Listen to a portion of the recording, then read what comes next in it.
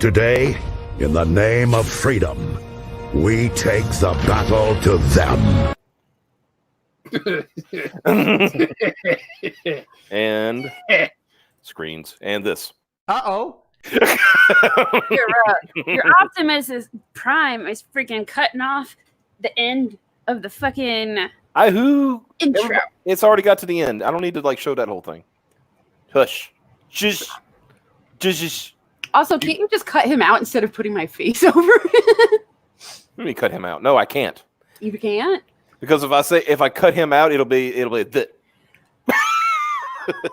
You mean like you did to the intro song? You want me to play it again? You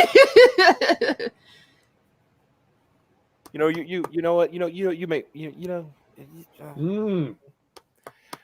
What an ingenious plan this was.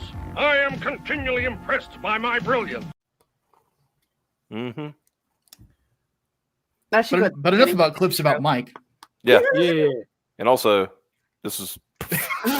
Yeah, that was my face today. Yeah. When I saw a certain project. Yeah. Yeah, that was pretty much my face too. Came in handy. Hey everybody! As you can see, Micah Curtis is joining us tonight. Hello, Micah. How you doing? I am doing swimmingly. I've been binging horror movies, really, really good horror movies for like the last 2 days, and I don't know. It's just put me in a very festive mood because while I've been doing that, I have been working on a couple of projects. One that is hopefully I'm finally going to get published this year, and then the other one is a super secret one that well, I'm going to keep it super secret, but it is horror oriented. I will say that at least. So very nice, very nice. So, but the big one that that everybody was actually happy that I finally watched was called Mandy. Oh, yeah, it's starring Nicolas Cage. What? And I don't know why that doesn't surprise me, but anyway, and it is the best anti-drug PSA ever. I mean, that's all you can hope for, right, in your PSAs. Yeah, like it was probably one of the funniest things or one of the craziest movies I've ever watched. It kind of felt like it was the script for a game that Rockstar would have made during 2003, but just never got made. So, let's see what do I say? Where we don't see Mike on camera is because he has sleeves on. Guess what? I don't. Man, you hit that button quick. Gotta represent. Yeah. Raptro. Oh, that's the wrong one. Raptro says Mandy is a comedy. There's you could set it to comedic music, kind of like you could with The Wicker Man, but it wouldn't work as well.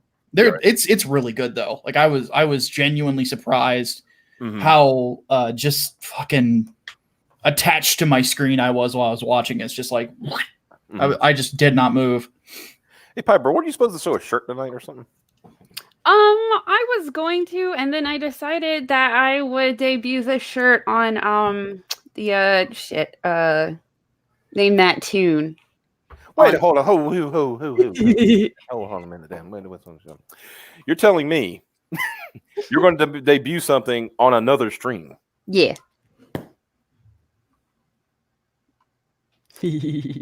Because Mandy's going to be on that stream, and I think it'll be funny because we will be competing against each other, but I will have like a Mandy fan shirt on. I'll allow it. Okay. I'm not trying it on until right before that show. So if she gets like her face gets all stretched, all great.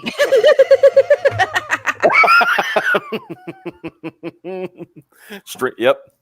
Yeah. What Raptro said, this thoughtery will not suffice. I mean, the stream jumper. Yeah. When is that anyway? That is this Sunday. Okay, Sunday. Okay. Whenever the fuck it comes on. I forgot. Is Handstar the one hosting that? Yeah. Yeah. On his channel on Sunday. I had a good time with him. I should probably figure that out. I had a good time with him the one time. I think Anthony was doing a stream, his celebration stream, and he started talking about like we started talking about like deep South churches Uh-oh. and snake handling and things like that. Oh, And he jeez. said, but he had the way he told the story was so funny because he was all like, he says, yeah, because the preacher man says I can handle this snake, but if I get bit, Mr. Jesus is going to heal me.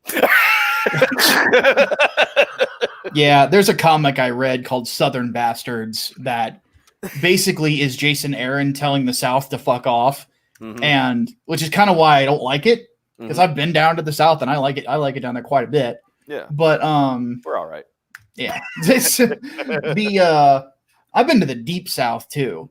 So, but and if you can go to the deep South and you still like Southern people afterwards, like, oh yeah, you're good. Yeah. Well, you were. I mean, Piper, you were kind of deep South. You were in Louisiana, right? Louisiana and Texas.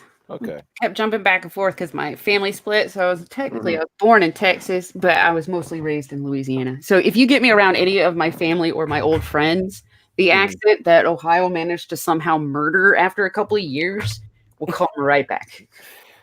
When I first moved to Ohio, it was so much. It was a couple of years of, oh my God, say this. Oh my God, say that. Like, I got to point out something. Bitter One asking chat, Micah, what's deep South? And he didn't ask the Southerner. I was about to say, like, I'm a Yank. Yeah, I'm Yankee. Like, we consider the deep South like Alabama, Arkansas, like that. Those areas. It's like because they're kind of they're landlocked, sort of, kind of. Well, Alabama has a coastline, but still, yeah, it's more landlocked than anything, and so that's how I would say they were. And to describe the deep South, that's a better question. In the Yankee terms, how would you describe where you were? Well, you're in the deep South whenever you can find a decent soul food restaurant. There you go. Yeah, that's a very perfect system. There's a term, I think it was in that movie, The Blind Side, about Michael Orr, where he said, the coach said, you can go to a gas station and get the best barbecue of your life. Yeah, that's true too. Yeah, that's kind of anywhere you go will have good food, essentially. Yeah, there was even the fast food places were really good. Like that was a surprising thing. Like the where was it that I went? Like I went to a Domino's, and it was amazing. And I'm like, what the fuck? This is a Domino's. Yeah, it's like what's different here, right? Carl LaRose says Deep South is wherever Wenger is at any time. Technically, Wenger ain't even close to the Deep South. That's the crazy part. Right? Yeah, he's further north than any. I mean, like he's parallel to. Crazy because his accent is thicker than me or my family's has ever been. I mean, he's parallel to my state, but still, it's not. I mean, because like. Didn't his family live on a mountain? I don't know, Mike. I don't know about that, but I just thought it was funny because Wenger lore now. Yeah, well, I've been on so many streams with Wenger at this point. But what was funny is there were some of my patrons were asking me. They're like, "How do you understand him so easily?" I'm like, "I've been to Arkansas. Yeah, I've heard worse accents. Yeah, exactly. I've actually heard thicker ones. Believe it or not." Mm-hmm. Oh, should we get your twin in here? Go for it. Okay. Hey, Carl, do you want to come in? Because if you want to, I'll send you a link too. Might as well have a full stream where we're gonna roast. We're having a good roasting session. Give me just a second. I'll get the link sent. Get the spit, the fire, and the barbecue sauce, boys. We're having a good one. Yeah, boy. We're gonna. Yeah, you folks over on that side might want to record this one. You're probably going to get all your sound bites for the next 2 weeks. Liam, and I'm not even drinking Liam whiskey. Gray wants. Yeah, that's what I was talking about. I said, yeah. Oh, okay. So I'll send it to Liam and Carl. And Carl. Oh, okay. Yeah, because we got 2 more spots we can pop in here. There is Liam's. I feel bad. I still haven't sent Carl that his favorite clip. Which one is that? The cocaine. Oh, he really likes the cocaine. Oh, come here, kitty. God damn it. Yeah. There we go. All right, those are sent out, and we'll wait with 51 people. Good gracious, that's a good night. Wow. Having a good night. They knew you were coming, Micah. That's what it was. As we meander about. Yeah. It's the Machine Head shirt. It helps. There you go. Hello. I have a story from this concert, by the way, that's actually kind of funny. So, hey, Carl, what's up? No, Hey. bad kitty. Play the cocaine. Play cocaine. Oh, okay. All right, hold on. Okay. Here we go.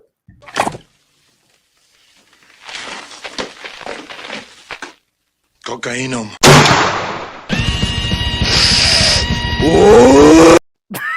Oh, it's so perfect. So perfect.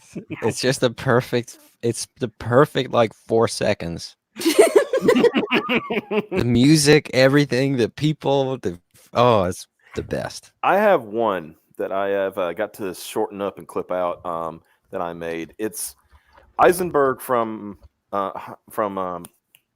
Breaking Bad. And it's him saying, the part in the Breaking Bad where he goes, "I am the danger." I got him. I got him saying "I am," but at the end he said "schemes and scams."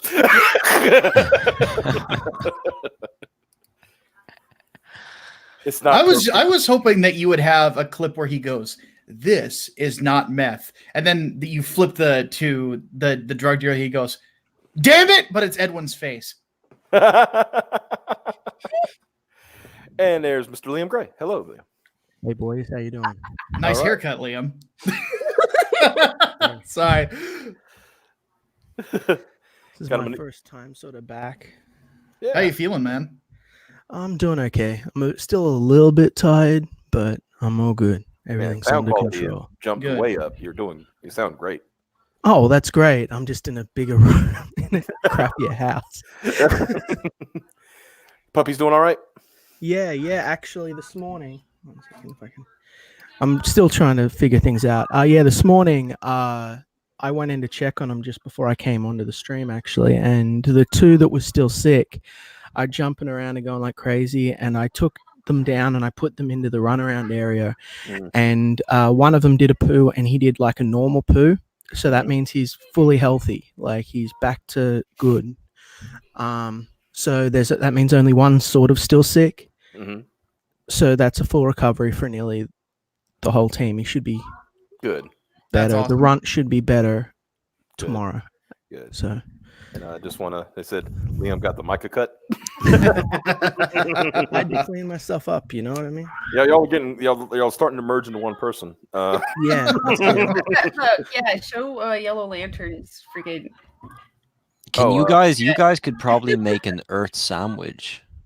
If you guys like found your exact points, like your exact opposite points on the Earth. The whites all look alike.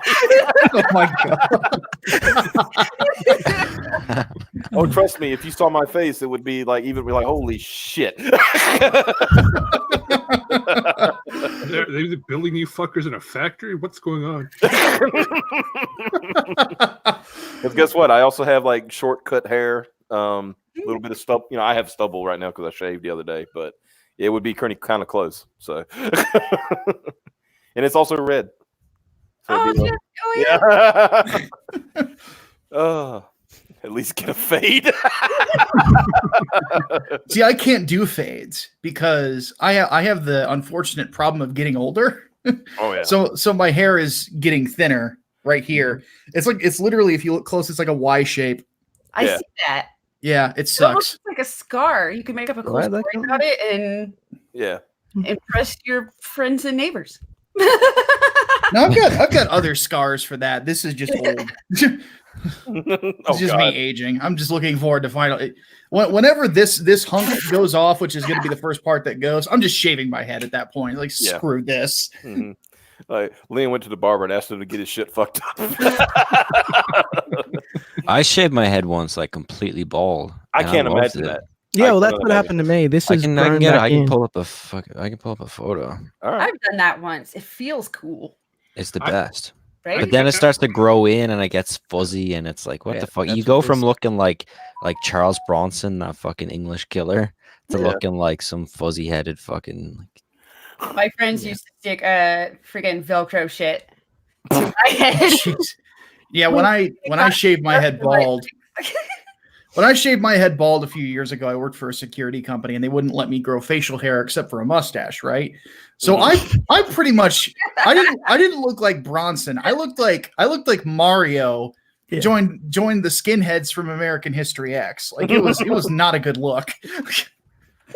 I'm just like, thank you for wearing sleeves so we won't get confused. I don't have my suit, you know. I don't have my suit right now because it needs to be dry cleaned, and so I've only got a few old shirts and stuff. So no sleeveless today, boys. Maybe next time, right? Yeah. Which should we hit on? Should we hit on the Manlets or should we hit on something magnificent? What should be the first victim? I can flip a Well, I've coin. been out of the loop. So you let me know what's going on. All right. So heads is gonna be Magnificent Manlet, and then tails will be the short round doing a Maga book. Here we go. All right. And I dropped the coin. Where'd it land? Played it where it lands. Oh, it's the Iowa Caucus Landed on all tails, over so again. we're starting with Smiller. Okay. The Iowa caucus all over again. Oh dear God. This is a message for Liam. Hugs for you. Hope you're feeling better. I'm glad to hear the puppers are better too. Thank you, you guys. Yep. When I heard about the pups, of course, I DM'd you because Yeah, you're a they're good dude. So many people in Comicsgate are really upstanding, amazing people, and I'm just so happy to have met all of you. Honestly, I'm completely out of loop on Liam. wow. Yeah, I'm hearing like Marco puppies is and a stuff. scary word if you have. Give Liam the quick rundown of what happened because we were here that night when it happened. Okay, You got the coronavirus. Almost as bad.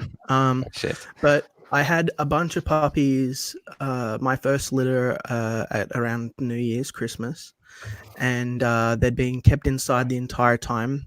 And my little brother who came over must have walked the parvovirus into my house when he came over to visit. Fucking killer, man. Yeah. It got all through my house. It was all in the carpets. It was bleached everywhere. I had to get rid of my house. They said that it was going to cost me over $14,000 to replace the entire house, another $10,800 to treat all the puppies. And I should just put them all to sleep. And I basically said, fuck off. So I got rid of my house and I paid for my puppies to be taken care of. And then they still said they weren't really sure they were going to be able to survive. So I took them back to my house and I hand nursed them back to health. And now they're all good. And now in a couple of weeks, they get, about a week and a half, they get their vax. And then after they get their vax, I'm going to start hunting for them to have a home. But it means that my house is gone. And I've just got to figure that out. Now, I've got 4 people that are worried about xenotype and stuff. My personal life is separated from my business life, so I have a storage shed and everything which I'll be sending the books from and to, so none of that has been disrupted. There's no issues there. So everything's under control. There's no delays. We're not behind. Some people have been saying we're behind. We're not. Yeah, puppies are okay. I really don't think Xenotype's we're okay. behind, even if you were behind. It's an emergency, so I mean. Yeah, but I'm not, because that's how damn good I am. Yeah. and also, I mean, you're colorist, man. I found saw him the other night, and I subscribed to his channel, man. He's killer. Yeah, dude. And he's a really champion guy, too. He's a really nice guy. For those of you who don't know, Spartan Scotsman is putting together a series where he colors my book live. And he sort of is doing a little series where he's going to be teaching other people that are interested how to color. So if you're interested in becoming a colorist or sort of expanding into that area in Comicsgate, there's a big hole right now for colorists. Mm-hmm. So you can start checking out that series. Get to know the Spartan Scotsman, and yeah, we're trying to lift everyone up, raise all ships, Oh yeah, Amen to that. Colorists and letterers. That's the thing. Exactly. Eric Weathers is doing so much stuff, and I love Eric, man. He's awesome. I got back some of the letter work for Inglewood, and it looks great. And I want to say there's a lot of folks that are starting to get their lettering going. So there's some. They just need, that they either need the chance or they need to practice or something. You know what I mean? It'll come. I think it'll come. So yeah, there's a thing to it, like bad letters can ruin a whole book. So there's definitely a technique to it. So And also, Michael Beacon. He's I've seen his recoloring Seven Legions, and yeah, it's really good, really looking good. So let's get to some cringe. It's not quite simping. Thank pretty fuck. I'm a bet the kamikaze, not shimping shimping time. Oh, geez, Louise, is this Mike's latest brainchild? Yeah, He's so talented as an artist. Like, So the title of the book will be The Maganeficent Seven. I don't think I can make my mouth do that to say that. I just hate it. It's a cursed word, Right? only spoken by cultists of the Elder Gods. that's an Edwin title. Yeah. I have a Right? feeling Edwin thought of that, like Oh, dead I would. serious, because This you must be can tell Mike's somebody who's art. never had to try to sell a comic came up with that. What do you say, Piper? And this is supposed to be Mike's art, right? Yes. Yeah. Because Supposed to be. it doesn't It doesn't look like Mike's work, does it? like Mike's art. Yeah. In fact, I was talking to Simon earlier today, and we were talking about this, and he said he thought it looked like Tim Lim at first. I'm like, No, it definitely doesn't look like Tim Lim. Yeah, then- that's why it looked like Tim Lim. So Tim Lim's way too anime-ish. I think. Yeah. I think that's why I actually heard that book he did with Doug Ernst. I was looking at that book and looking at like the style they did it and the I forget his name, but that great painter, they had him do the covers and everything, and I was like, this is like Hellblazer, like Paul Jenkins Hellblazer stuff. I was I like, never looked on the interior, so that's what I expected the book to look like. And you're telling me it looked like an anime book on the inside? yeah, you expect someone like Sean Phillips to do the interiors or something, like one of those guys, like great Hellblazer style. And it sort of looks like Tim Lim doing a Weldon impression. Kind of, yeah. The cover was done by Dave Dorman, who did like a ton of like Star Wars book covers all those years ago. He's a phenomenal artist. So I got to address something real quick in the chat. It says, "Go on, cam, guys." I don't have a cam. I don't think anybody wants to see my fat face. Mike is pretty enough for all of us. Yeah, Mike is a beautiful man. I try my best. Yeah. And I don't know about Mike's situation with Cam, but I don't think he has one. I have someone somewhere, but I don't think y'all want to see my Lucas room. And like Piper's just being shy tonight. Well, usually it looked like hell by the end of the day. So I don't think anybody's going to say, "Oh, hey, Piper looks like hell." I don't think. well, I anybody- mean, from morning to night, when my whole day is nothing but cleaning and yelling at the kid. Yeah. So I look like something the cat dragged in because I don't give a shit. Let's dig into this travesty. I mean, Yeah, let's especially that art, like that first. So right out of the gate, this is some criticism. Is I don't know who the first person. Well, I guess the first person is supposed to be Rush Limbaugh, maybe. Yeah. The second person looks like Asian Steven Crowder. Right. The third person looks like a derp face. I think that's meant to be Melina. Is it? no, that's what's her name? Laura Ingram, I think. Laura Ingram, yeah. Yeah. But it doesn't look. The only reason I was kind of able to deduce it was Laura Ingram was because of the hair. Yeah. The face does not look like Laura Ingram's face. It doesn't. Dude, That looks like a I'm sorry, ma'am. but look at that. That face looks like a up ma'am. close. That looks like the ma'am The ma'am that went into the It's GameStop. Like ma'am. seriously. Not Yeah, only bottom that, lip. but the closer you look, the more stupid. Like, Yeah, it's there's- bad. And the definition beneath the chin gives her a bit of the witch chin. Carl, you're the pro artist here. Yeah. Yeah, Look at that face. like, look, I remember when Mike announced this, and the first thing when he announced it, I think within the same day, he was on a stream with Brubaker and Tenaple, and I think it was Brubaker's channel, and they were just talking about this, and it was funny because I saw Mike, showing off the digital pencils, and he was going to ink it, and I don't think he did. I think he did it all in his digital pencil styles, which he usually just does for quick pencils, and then he takes it out and he does all his crazy inking when he takes forever to do all the hatching and everything. Yeah. And Doug was like, it's done, print it, get it out. Doug said, if you'll ruin it if you keep working on it, Mike. No, don't Oh listen my to Doug. God, Doug, you're an idiot. Wow. And then he said he was saying shit like, he was like, how many pages is it? It's 28 pages. Yeah, should have it done in 12 days. 12 days, Mike. I'll give you 12 days to get this done. So I mean, it's an over. Like, I think Mike knows what this is. Like, this isn't. This is. I guess this is just something that's supposed to be it's a flash in fun the for pan. him or whatever, or just get it out. And I mean, It's a cash grab. I don't know if these are the same. I think the colors are pretty good. Like, I really like those flesh tones. And there's like these weird, like kind of glowy, like I don't know. They almost make fucking Trump's hair glow, which is weird, but it just looks nice to look at. Like, I don't know if that's the same colorist that's on Lone Star, but that's the guy that should be on Lone Star. It's entirely a personal preference of mine, but I do not like brown glowing backgrounds on anything. I prefer something a little more colorful. Oh yeah. I No, understand the you've gotta work backgrounds with are lacking entirely. I just like the way the skin's handled in general. I think the this skin is- is like has a good life to it, like good fleshy color Yeah, warmth no, to I it. agree. Like, Mike's not a hack, like, when it comes to his art. Like, No. even with him being rushed out by Doug, by the looks of it, like, he's got a talent. No one can deny that. But what I think this is here is, you know how Malin and Ethan and Cecil have all been joking about spite books? Mm-hmm.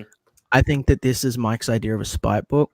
I think that, he's sort of been talking to Doug. He's been talking to a certain rabbit-loving limb.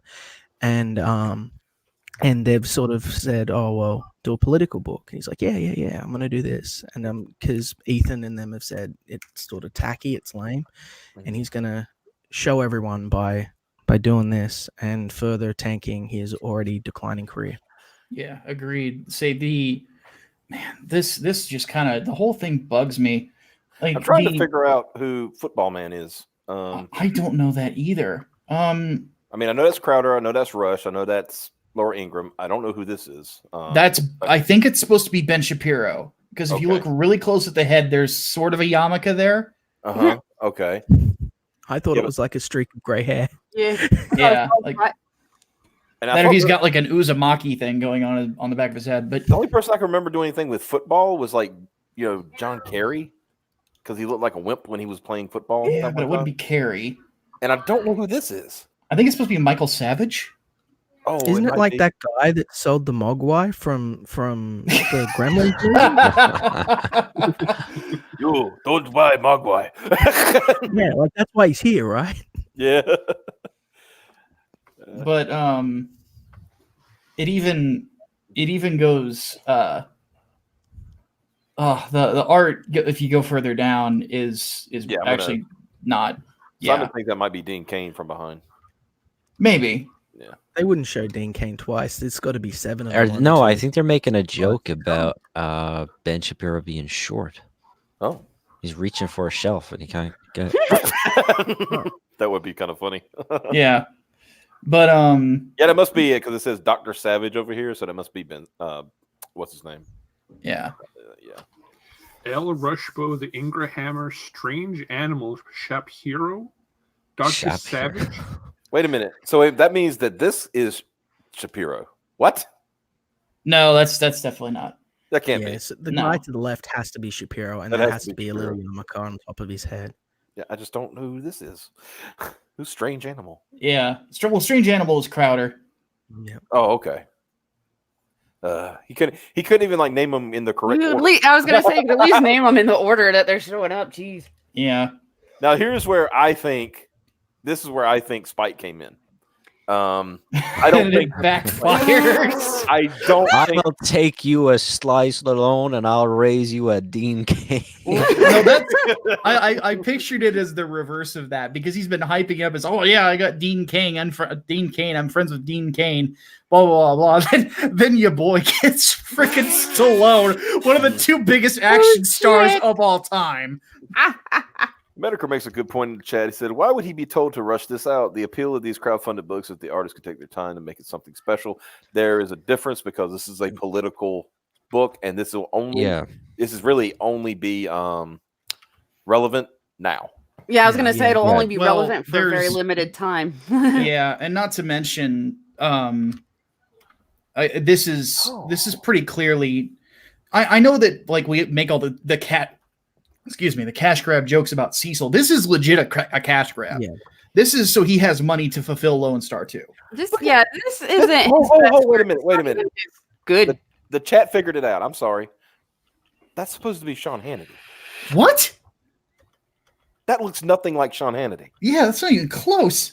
Hold on a second. Like, Is it a bad angle? I mean, it's a bad something. Is that supposed to be Dean Cain slapping down on the watch in the other picture below it? yeah. It looks like Asian Dean Cain. Ah! I was gonna say, dude. It's why really they- unflattering. Like it's really. Yeah, it looks very, very not good. Do you make them Asian for like inclusiveness? Well, what is Dean Cain a This mix is- of? This is something I white. would say. No, anyone who he's ends not. up Dean Cain, working with- is he like my kind of white, where he looks like he could kind of fit in with some people? Well, like Dean Cain definitely has something in him.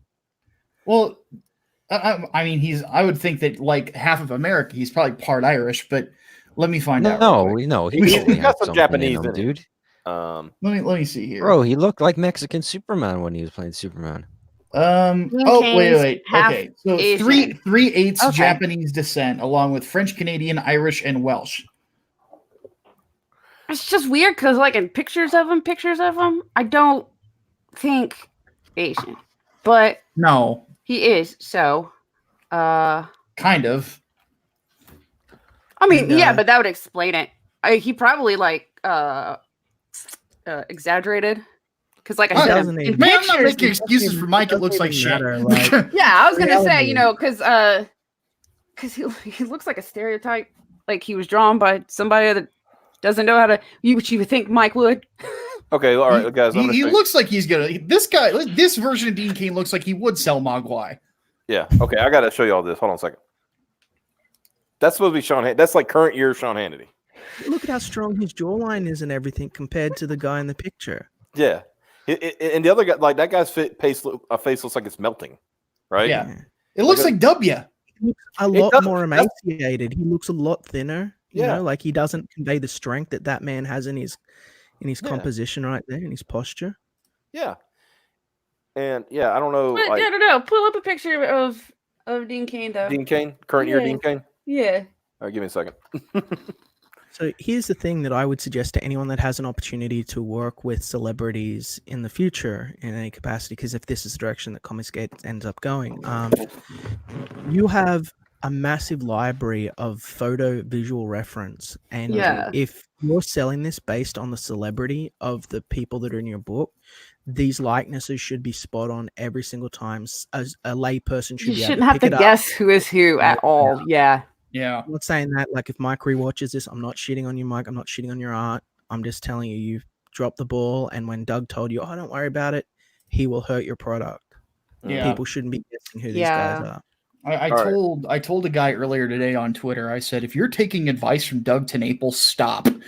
He's Yeah. he every piece of advice that he has given to people has been wrong. Yeah, and see, as much as I don't like Mike for his, personality and shit like that, I'm not gonna sit there and say he's a bad artist because he's not. He is a good artist. And this right here is something that if I wouldn't want to put my name on it. You want a hot take, Mike? This is the situation. You don't know it from looking at Mike because he's Asian. The man's in his 50s, right? Mhm. Artists have a shelf life. Mike's done a lot of big stuff like, Injustice, but again, even Lone Star hasn't broken it as big as it could. He's not going to be known for it in 10 years. Mike has a limited shelf life as an artist before his body starts to break down, before his hands start to go, before his eyes start to go. And he's wasting his limited creative window doing forgettable political propaganda. And it's a bad choice. It's a bad move. So here's Dean Cain. Yeah, see, looking at these pictures, I wouldn't have guessed. I would have guessed maybe a little bit, but for the most part, Yeah. I never saw it. Wait, and then okay, so he's supposed to be just the one in the lower pictures? The one Yeah. saving Donald Trump, which, by the way, that barely doesn't looks look like Donald Trump. Yeah, his face is going sideways here, and Yeah, it's a. Yeah, I was gonna say that. I mean, the only And- reason I know it's supposed to be him is the freaking hair. It's a very felt Trump, you know. But here's another thing that kind of gets me, like, with His nose all is these wrong. people's Dean personas and Kane's stuff, nose but- is wrong. That's yeah, but not even talking about like the art of it. Like, you know the way Mike he uses he jokes and humor and words against them, you know, and he'll say that it's Yeah. horrible and, you know, you shouldn't joke about this, you shouldn't talk about that, whatever, you know. Like, there was that whole song that Ethan was doing, and he was like, I can't believe I ever was friends with these people or something in response to it. And it's like, do you not hold, like, Trump has said some pretty controversial stuff in his time, you know? Yeah. Like, I'm not judging the guy. I'm a fucking ocean away. It doesn't really concern me. But, like, does not affect your fucking, your view on all this stuff? Or are you completely biased? Like, you don't care? As long as it's your guy, you don't care? Yeah, that's why Mike and I had our falling out. That's why I ended up walking away from Mike. Because Mike has one set of standards for all of his friends and celebrities and people who can do things for him, and another set of standards for everyone else. That was the irreconcilable difference between me and Mike, because I think that you got to treat everyone fairly, and you can't have one set of rules for one people and another set of rules for other people. It's not honorable or fair. Right. So very much so, yes, he has separate standards. Yeah, like, well, you even compare like some of the jokes that he chastised Ethan for, the jokes he chastised me for. I don't think that we've said anything that is any more risque than Steven Crowder says on his show. Steven Crowder, I'm going to say this. Steven Crowder was making fun of transgendered people by wearing a dress. Oh yeah. With a full, unshaven, and then at one point he pulls his dress up and starts like, thrusting his hips outward while he's, got no drawers on. Yeah. Wow. It was censored, obviously, but still, I think that's a lot worse than, your joke, Micah, or some of the things Ethan said. That's, and I say worse, and it's relative. Comedy's comedy. I'm not gonna get on comedy, but it's more extreme, you would say. But more extreme. Yeah, it's not like, but we're not the ones. This is why it's like it's horrible to be in this position, because we're the ones that have to point out the inconsistencies, and so it sounds like we're the ones combing through comedy or combing through art, but we're like, no, like we're okay with all this stuff, man. Like we're good with it all. We just think like we're viewing everything where you only apply the rules to yourself and no one else, like to everyone else but yourself. It just puts us in a horrible position where we have to be like, well, Crowder did this, but it's like, yeah, but he's able to do that, and Mike's able to do this, and they're all able to do that, but Mike's it makes us sound like we're the bad guys, like we're combing through fucking jokes. It's the same. It's the same thing. It's the same thing with Doug TenNapel. Doug TenNapel can sit there at hospice for murderers and people convicted on death row, and he can minister to them and be there for them in their final hours, no problem. But someone puts a dildo face on their meme, on his face, and it's an unforgivable trespass. It's intolerable. The double standard is it's just hypocrisy. Like it's weaponized outrage, and it's not a genuine attempt for any of this to be better for anyone. No. So, Yeah. And yeah, there's a lack of, on that whole side, or just a lack of being genuine. That's one thing I've continued to call out. And then they get mad at me for calling it out. I called out Doug and he finally blocked me. And, I had just kind of had enough. It's like, look, with Doug, you screwed over your international backers, and then you're bringing on Thomas Royla with the Incel brothers on your live streams, but then you're poo-pooing about things that people say online. It's like the Incel brothers fantasized about Doug's daughter being raped and killed. Whoa. Membered, Like, yeah, it's not membered, comparable. and not, on not just on one instance, on a number, and they have a long history of failure, inconsistency, and they're two very pathetic individuals, I would Yeah. say. Absolutely. Yeah, we saw what they said about you and your pups, dude. Oh my god. Yeah. Yeah, they're pretty horrible people. And I put it up here earlier, but I'm just going to read this again. Where Slick Rick says, "When Mike made Praetorian a mod on his channel after blaming War Campaign for all the harassment he did, I realized he's completely full of shit." Oh yeah. Oh yeah, let's double down on that for a minute. Mike has Hikaru as a mod, and I don't know if it was just to spite me, because I said, like, Mike, you're trying to hold War Campaign to standards, but to your Christian standards, but a lot of them are atheists. You should just speak the truth and be yourself, and the truth will bring people to you. You know, you can't waggle your finger at them. I said, but they're atheists, and so Hikaru was a mod, and Mike's defense was, oh well, he's an atheist, so he doesn't have the same standards. I'm like, yeah, that's true, but he's representing you, and he's sending actual penises to people. Like actual this isn't like a rubber dildo, this is an actual cock, and in your mind it's okay to give him a position of authority on your channel and to represent you, but it's not okay for them to make fun of people by putting dildos on their face. It's like, where's the standards?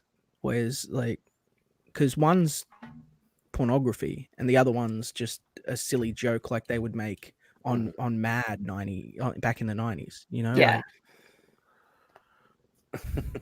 Centralized Scrutinizer just said, "Hikaru called me a degenerate. I'll take that as a badge of honor."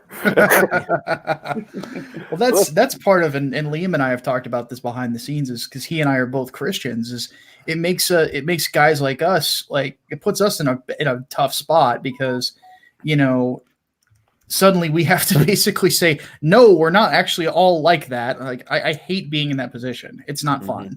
Yeah. You know. So I'm looking at this, and I'm starting to agree that he did not ink. Barely at all, man. Yeah. No, I think he confirmed on his channel one time that it's all done in his digital sort of pencil style, which is fine. I mean, I draw digitally. It's just Mike is known for, he does these really quick pencils that he can knock out. Solid ink. Yeah. And then he does his ink work, you know? It's like, I mean, geez, look at Ethan. I look at the way Ethan draws. He barely puts anything down on the paper, and then he starts taking out the inks. And I'm like, what? Yeah, well, you have to draw. On top of that, you also have to keep in mind that Mike is a veteran of the industry, and he started as a colorist and an inker. He's very good at it. And just the idea of him just laying down these rough pencils and then just chucking color on top of it, it just doesn't, I don't know. It's not the best he can give. That monster is giving me some real Eric Larson vibes as well. In the face. Is that a good thing or a bad thing? I don't know. It kind of, like, there's some good stuff about Eric Larson style, like back in the day. I don't mind it. I think it's a good looking monster. I'm a bit of a monster aficionado, I think. Yeah, but you can see where I'm saying it has that Eric Larson monster face on it. Yeah. And it's cool. Like, yeah. Like, it's good.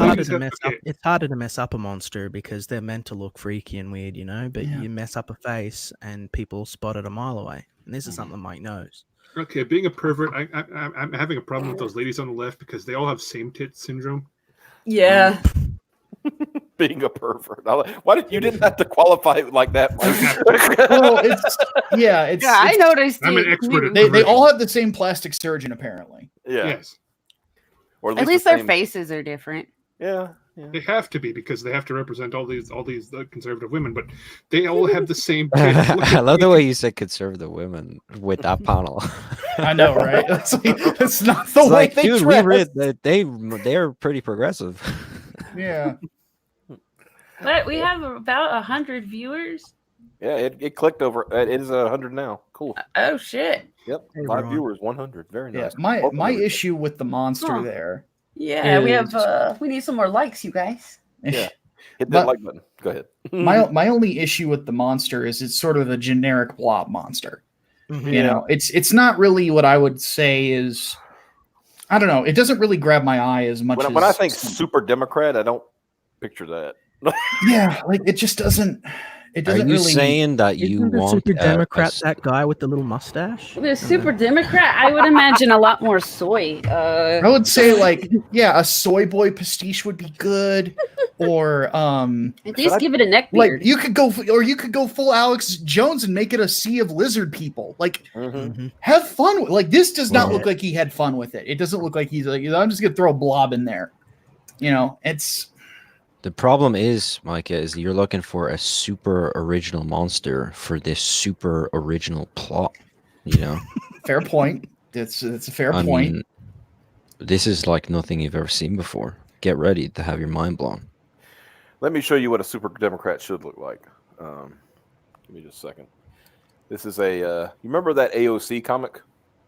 Don't remind me. I got paid to review that. Oh, it was so bad. At least you got paid to do it. Yeah.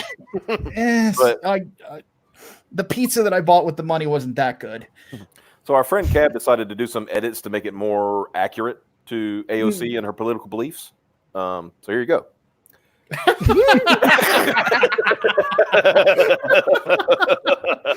Oh, That's what I feel when I think about a super Democrat. It's Okay, and this is barely relevant now, and we all just laughed at it. That's the future of Mike's comic.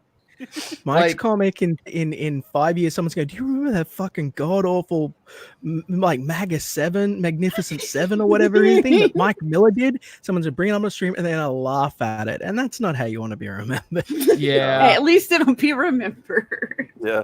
there is that. But yeah, when I read it, it was like prime cringe. It was like America Chavez level cringe. I was like, whoa, dude.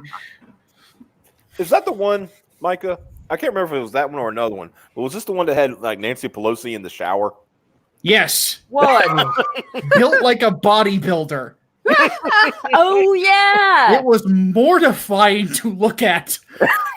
And what's funny is like I watched some of her press conference today, and I thought for some reason I thought about that image, right? And I'm Oh, thinking God. this woman can barely keep her teeth in her head, right? And like they're portraying her like it's like, you know, this is a strong woman, you know, and all that.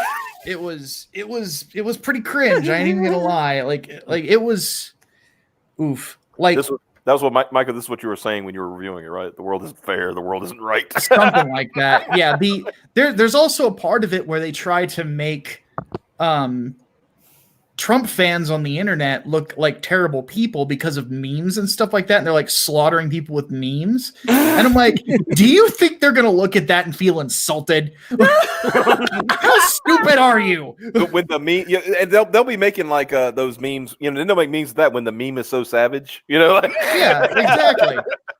Like it was pretty bad. Like whoever wrote that comic, like he was it, and it was a he. Like it was a whole comic book of simping. It was pretty bad. It was a simp book because you remember the other cover was trying to make her like originally made her like Wonder Woman, and then Yes. DC said "fuck off." Yeah. It's like, oh fuck you. And then they had to put her in like just a generic kind of toga. look. Yeah, pretty much. Like, but it was just so funny. They tried Wonder Woman. They're like, no.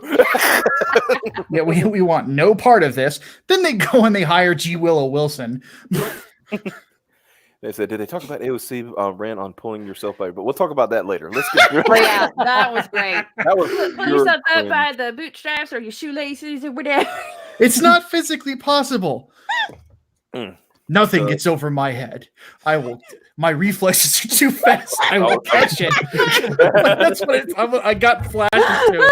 I'm like, oh my god, no. Oh shit. Let's see. So yeah, I think we can all agree this is pretty cringe. And I say that, you know, I'm personally a Trump fan. You know, I like like what he's done for the country and stuff like that. But It's not 2017. It's not 2017. Yeah, this And is it's just a the little other late, side of honestly. this fucking like that shit. It's the other side of that AOC comic, you know. Right. Yep. It's just Yeah. sad, you know. It's sad because it's like Mike Sida and stuff are supposed to be the guys who are saying like, "Hey, we want to bring important stuff back to our culture, and we think that you know our culture and our pop culture, which is like our culture, is being destroyed with all these agendas and all this bullshit, and people don't actually care about things that matter, like story and inspiring characters and things you can pass on to kids and everything. And all this time could be put into doing that. And and that is what this, if this book is standing for a message or standing for a party or standing for a belief, that's what he should be doing, not this weird shit, but actually Mike doesn't believe there. Mike doesn't believe that everything needs to be about the money, but this is a more desperate Mike doesn't care about money. This is a more desperate cash grab than Cecil's cash grab. Right? And it's literally called cash grab. Yeah. Right? And not to mention the big thing about it is it's diminishing returns as well on this sort of thing. The one person who's probably most well known for doing this sort of thing is Timothy Lim. That's what I was about to say. Tim Lim. Here's the thing. You can hate him, and that's fine, but at least his was like intentionally funny. Goofy. It's satire, and it's loving satire. Yeah. You know, the except for I didn't hear good things about Wall Might First Term Part 2. And it didn't do that great. It's a joke that works once. With the comic crowd because it was a knockoff of a manga. Yeah. And I just don't think that the right crowd found it. Not really. The other thing is like no one cares. It's a funny joke once. You buy it as a novelty to show your friends. Like, oh my god, did you see this? You know, you go, okay. That's what I looked at him as. Is like, haha, that's funny. Yeah. I mean, I get blown up. Coming late to the party. It doesn't look funny intentionally to me. Well, see, it's just not nice to look at. Well, you see, like you were saying, like Trump Space Force was, kind of like the meme because the whole like Trump announced the Space Force. And it's like, oh, that'll be a funny book that I could make. Yeah, that kind of thing. He did. Actually, but this is the same story in Trump Space Force. It was the Sienans, right? That was the aliens. In this one, it's the Sorosans. Mm-hmm. And it's like, there's only one way these things really can go, and it's not sort of crap way because they're not really affecting culture or anything. It's just you slap it on there, and it's a bumper sticker. It's less than a bumper sticker because at least you forget a bumper sticker's on your car half the time. This is just there's one thing to add. One thing to add on top of that. Back in the 90s, right? It's back in the 90s. Let me tell you a short story. We're back in the 90s. I'm working on what became a very large punk magazine. And we're taking in submissions and stuff. And at one point, I'm sitting there with 6 different George Bush parody comic books sitting on my fucking desk. And I can pick one, because they told me I need to put one through. I'm sitting there and I'm looking at them and I'm like thinking like, people put all of this time and all of this effort into this stuff and it's going to be forgettable. And now, honest to God, I could not name the title of one of them. I would need to really go back and dig in to find out the one that we published because it's just a flash in the pan. And all the time that those kids put into those books could have been put into something that was at least I might remember. Now I don't, Yep. Yeah. It's the same thing with this. Not to mention, time. I think that it peaked with Space Force for 2 reasons. First off, you had Chuck Dixon writing it, Chuck, and not to mention Chuck was the guy who was doing a lot of the rounds on streams. He was with me, he was on Ethan, so on and so forth. With and the second thing is that it took advantage of a meme. The Space Force was a joke to most people because it's kind of hilarious in just the name of it. It's absurd. It's absurd. It's humor. Yeah, and that's the type of thing that they were doing. So you had Chuck at the helm. You had Tim on there and all this other stuff, and it ended up being really funny. But now it's just, you're kind of just doing the same joke over and over again. And like I said, the returns are diminishing. Like I'm looking at Wall Might First Term Part 2. How you got, and this is something I find very weird with the right-wing crowd's campaigns, with whether it's Tim or John Del Rose or some of the others, is that he has 708 backers here, but only $13,000. Yes. How does that work? I don't know how that works. How much were the books going for? Is there $10 at lowest. People will offer donations, small donations to keep the campaign going. $1 here, $1 there, because they're politically affiliated with that's what I figured. Individual rather than interested in the actual product. And again, diminishing returns, not sustainable in the long term, not a way to ensure the future of your artists or your creative teams or produce anything worth remembering. Yeah, because Inglewood right now, I mean, I'm at $8 short of that, and I've only got 528 backers in comparison. So it's like, if you've got that many backers, unless you're a screwball like me and you admittedly don't charge enough for shipping, because I should have, and that's why it didn't make as much money as it should have. But you know, you should end up, if you're up 500 backers, making more than that. You know, Carl would know. That's where he's at. So yeah, 500 backers definitely puts you around the 30K mark. Yeah, if they're actually buying the comics. If it's the standard sort of 25, you know, that kind of deal. Yeah. So yeah, so I think that this is going to be a big wake up call for Mike, because this is not going to do as well as he thinks it is.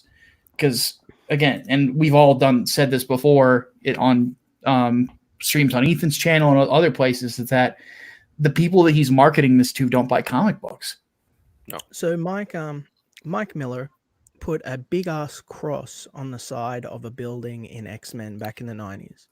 And such was the offense that there might be a neon cross on the wall that editorial slapped a giant ass caption over the whole thing so you couldn't see it.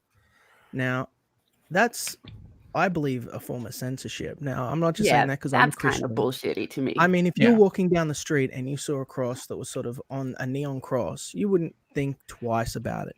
But because Mike was a Christian, they censored him. And Mike has an opportunity to fight back against that kind of censorship and tyranny and be an individual who can express himself freely. And this is what he chooses to do with it. It is a waste of his talent, a waste of his time, and a poor business move. And it's sad that you can't talk to him like a friend about it without being an enemy. And he continues to just destroy himself. You know, it's that would be his thought process, wouldn't it? It's like, Smiller, if a Stallone signed book goes for $1K, I bet I could get $3K for a quarter black Garrett signed one. I wonder how much he's going to charge for those Dean Cain signed books. You think he'll try? Do you think he'll? I think he'll go for $1,000. I think he will. Here's the question. You saw how long it took Ethan to sit there signing his books, sending them out, like going in every day, signing the books at the table. He's going to have to pay Dean Cain to do that. And even if his campaign doesn't do as well as Cyberfrog, which, you know, let's not pretend, he's still going to have to pay for Dean Cain's signature on all of those books, right? Yeah. So I don't know how it's a viable business model when Dean Cain's going to charge like $300 a signature, most likely, and he's selling the books for $25 a pop. Like, well, I mean, even Zach said, you know, because, you know, Sly's signature is so rare that he rarely does any signings. That when he did, I think he did San Diego Comic-Con a few years ago when Guardians 2 came out, Guardians of the Galaxy 2. And he did a limited signing, and it was $500 a pop. Yeah, well, exactly. You know, these guys he's also Stallone. You know, it's like Dean Cain versus Stallone. I mean, Dean Cain did one thing; he was Superman for a bit. But this is you're talking about Sylvester Stallone, right? Like like it's like literal fucking history, like cultural history. I mean, besides, like, he has statues of him. Rambo film? So what, William? Say again? Did you guys see the new Rambo film? Yes, I still need to watch it. It was really good. It was really good. Yeah, yes. I was like, I thought, I stood up and clapped. I thought, my God, man. Yes. Like, phenomenal. I saw a few videos, and you probably remember these, Liam, but you remember there was a few videos saying like, there's a woman in the trailer. That means they're going woke. No. I remember somebody saying this, and I'm like, all right, hold on a second. Sylvester Stallone. Yeah. Woke. These two things do not, like, they're like the same it's like two positives on a magnet. They just repel one another. That ain't happening. Yeah. You go back, you look into the history. Mexican cartel. You look into the history of this man, and this is a man who struggled with a dream, who had problems in his past and worked to overcome them, and then rose through the ranks of Hollywood on the merit of his success, the hard work that he put into his body, into his acting, into his directing. the man is probably one of the greatest accomplished creators of our time, but just gets thought of as muscle. And his But- writing, he wrote Rocky. Yeah. He wrote that movie, man. And he's an Academy Award nominee too. I believe he was homeless. I think this was the story. He Yep. was homeless with his dog, and he was trying to get Rocky made, and he had to sell his dog. Yep. And he ended up making Rocky, selling Rocky, getting the money, and he went and he bought his dog back. Yep. And you're like, oh, What a like great Stallone's dude. a hero. Yeah, what a hero. What a genuine real life hero. Like, it's so amazing that we have this opportunity here with him with Zach. I hope that he really enjoys his experience in comics and explores this avenue further because he's a good dude. So I've never heard. I mean, you hear stories, but most of the time the new Ram. That's pretty. The new Ram film was not happening. It was exhausting and sad and awesome. Yeah. I loved in the Rocky film before the last one where he shot an arrow through someone's skull. Yeah. Oh, you mean in Rambo 4? Yeah. Yeah, and then he got into like one of those trucks with those machine guns, and he turned the 50 cal. machine gun, the 50 cal, on the guy in the car. And then liquefies him. Yeah, he just It turns was the juice. great. My Xavier, who he has a good theory about this. He said, now I'm not saying. He said, don't you funny that we were having problems in Myanmar? Then this Rambo movie was made. All of a sudden, you don't hear about Myanmar anymore. And then I said, it's funny. It's funny because when you think about like cartels and stuff, like there was a lot of cartel action going on. Then this movie, Last Blood was made. I'm not hearing about cartels that much anymore. So maybe these aren't movies. Maybe these are documentaries. No, they're just so scared. We're going to just send Stallone in. Yeah. The cartels are why I was pro-Trump and what got everyone that I knew to turn their back on me. Because I said, I knew about the evil of human trafficking. I think it's understated. I think that a lot of people aren't aware of how absolutely horrific it truly is. And I said, is there anything besides a physical barrier, a physical wall that's going to stop this? And in my mind, there wasn't anything, and no one had a good answer. So it was turn your back on Liam. Yep. But I was so proud that someone had the balls to really show the kind of shit that they do, because it's horrible. Okay. And it's Hey, not just women, Optimus, I'm it's posting children that. too. Oh, sorry, Liam. I had a stupid joke. I thought you were finished. No, check out the link. Don't do Fiskitties. Do click on my link. No, my link is on funnier. mine. Mike, no, Mine's better. seriously, Mike How is about I getting ahead of this Dean Cain stuff. Mike is getting so ahead of it. Click on my one. Well, let's look at this one first. Piper was first. Oh man, look at that. It's the same joke, but my one just has a little Womp, extra. womp, womp. Yeah. Inside. 36. I forgot to turn the fucking soundboard on. Superman. Wow. Okay. And also Carl's. Hold on. Let me get that one. God, I wish Yeah, that Mike is getting ahead of the game. Mike is beating us all to the catch here. Yeah. All right, let's see this one. To Mike, all my best. You know what's really sad? He signed it over the costume, so you can't even hardly see. Yeah, he did. For all you know, it's his dad that signed it. Oh, It was shoot. Don Kane. Okay, Stu's Mike, finding oh a my whole bad. bunch of them. You know what's really funny about this? I have more than one job, Kevin. See, look at who's selling this. It's probably Mike S. Miller. That's what I'm saying. And how could a guy? It just so happens a guy named Mike is selling. How much do you have to dislike? Like, how many Dean Oh my Cain signatures do God. you have that when Dean Cain personalizes a signature to you go and sell it? Like, how many do you have hanging around that you're like, I can let go of this one? Like, would you? It's not keep. Who's gonna buy one that says to Mike? Look at this one. It's Okay. even worse. Oh, don't. Oh, no. Oh, gosh. You guys are going to kill me tonight. You know that, right? I like how Arthur Brown puts in the chat because this was I've got a story about Rambo 4. There's a real life military men react to action movies out there where they react to Rambo 4 and they mentioned how finally a movie that represented the liquefaction process of a 50 cal. Yeah, my dad told because my dad was a sergeant in the army, and oh no, oh no. Okay, I guess there's only 10 of those cards. Well, the best part And was $9.99. And now it's 60. Oh no! Oh.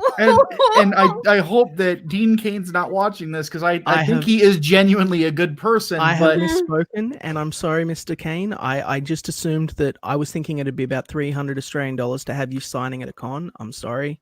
I wasn't trying to be disrespectful and get you humiliated like this, but now, yeah, now we understand why Mike can afford to put it on a book, I suppose. yes.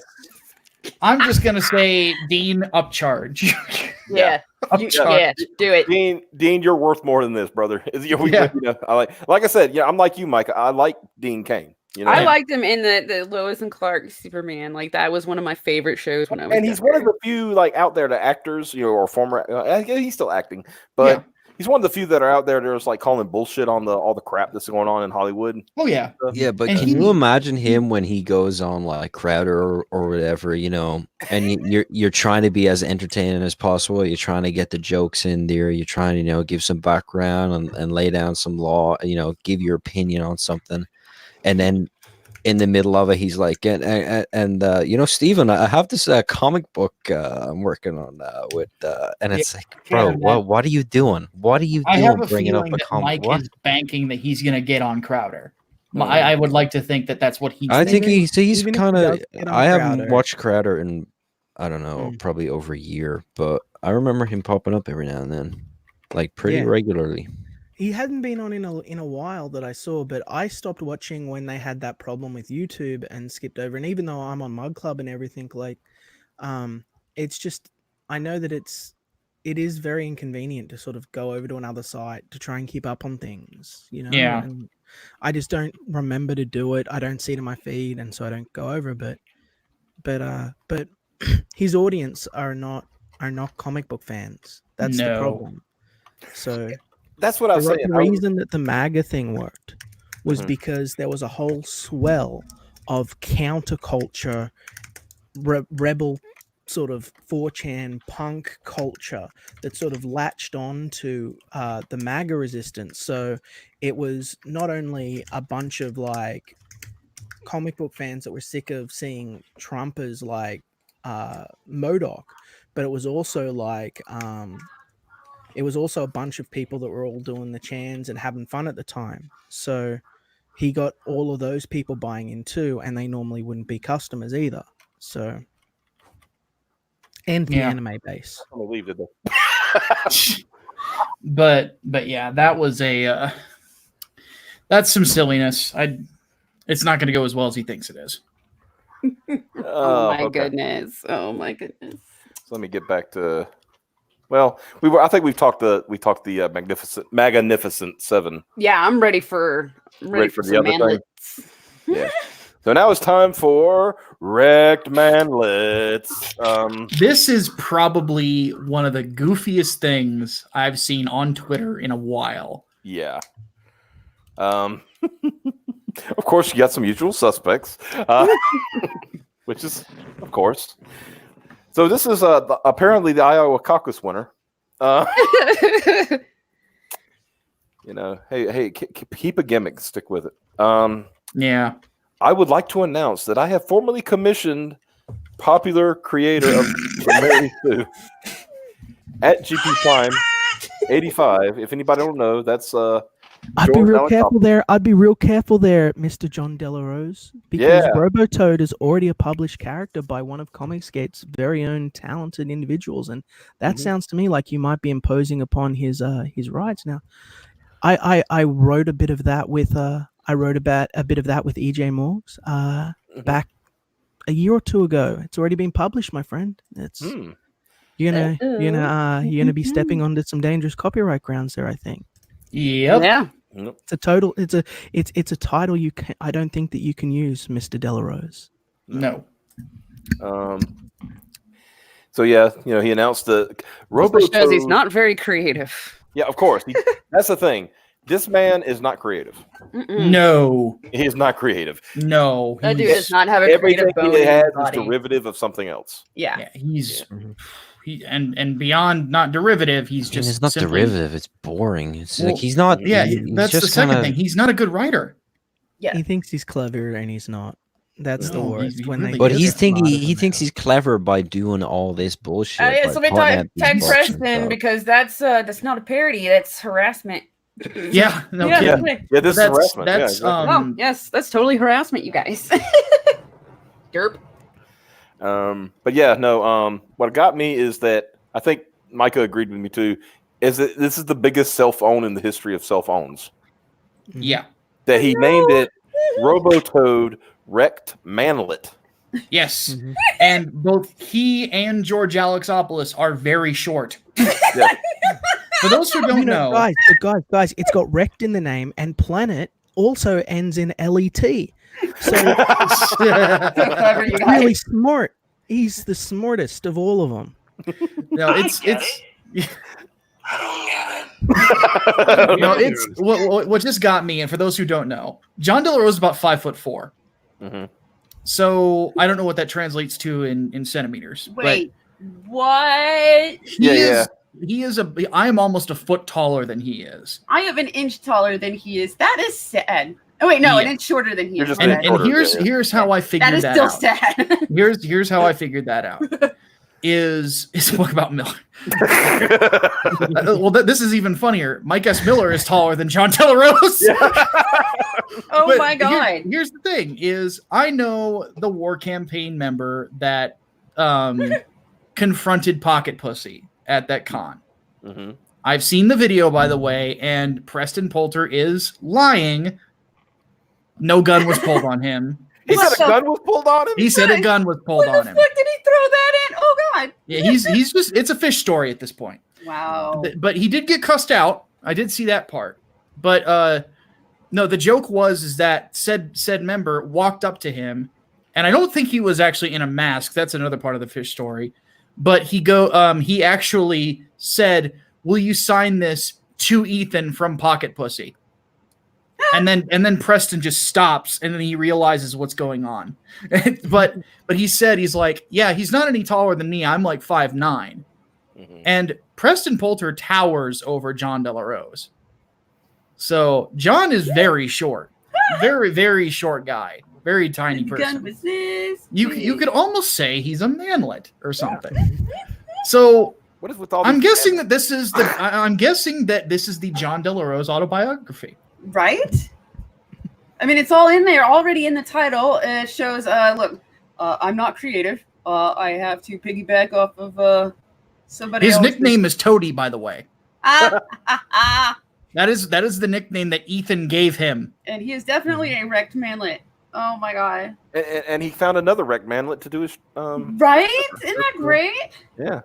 He's like got a shtick going with this Yo, campaign. Perth Comics brings up a thing. He says Yeah, that's I was going to about to put say that. cash grab in the title of his Indiegogo campaign to try and leech Cecil customers.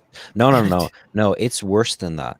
Okay, so when you Google pretty much anything in Indiegogo, it'll come up in whatever that name is featured in the campaign text, right? So I've done some work for other campaigns where they go, oh, and we'll have a pinup by Carlo Rowe. We'll have this by Carlo Rowe. So if you look up Carlo Rowe Indiegogo, you'll get Death Sworn, but you'll get those other campaigns popping up, right? Because it's in the text of the campaign.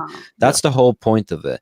So if you look at his campaigns, he has a whole block down the end where he goes, fans that like this and this and this, and he lists nearly every Comicsgate creator, nearly every Comicsgate Oh my book. god. But you know what this fucking scumbag put on his fucking campaigns? He put Kyle Ritter and Starblades on it, and that man hasn't fucking put a finger on anybody in all this horse shit. He hasn't fucking said a word to anyone. God damn it. And you fucking went out of your way to use and abuse and attach someone to your fucking dog shit doxer fucking name. You are scum, man. You're fucking dirt. Like, Kyle hasn't fucking laid a finger on anyone. Kyle hasn't gone after anyone. He hasn't. He He's hasn't been over even. there minding his own business. That's doing exactly his right. shit. The guy, the guy going through pneumonia and all that stuff. He doesn't go after anybody, or and most of the 9 times out of 10 people don't go after him, so Yeah, except for that One fan jackass. advocacy goofball. yeah, what a moron. Yeah, fuck that guy, by the way. That dude's a piece of shit. Yeah, And he's drunk all the time, just like press. Like, what is it with alcoholics and being anti-CG? it's funny because don't you find it hilarious that like most of the time when Doug is at his worst, he's usually been drinking.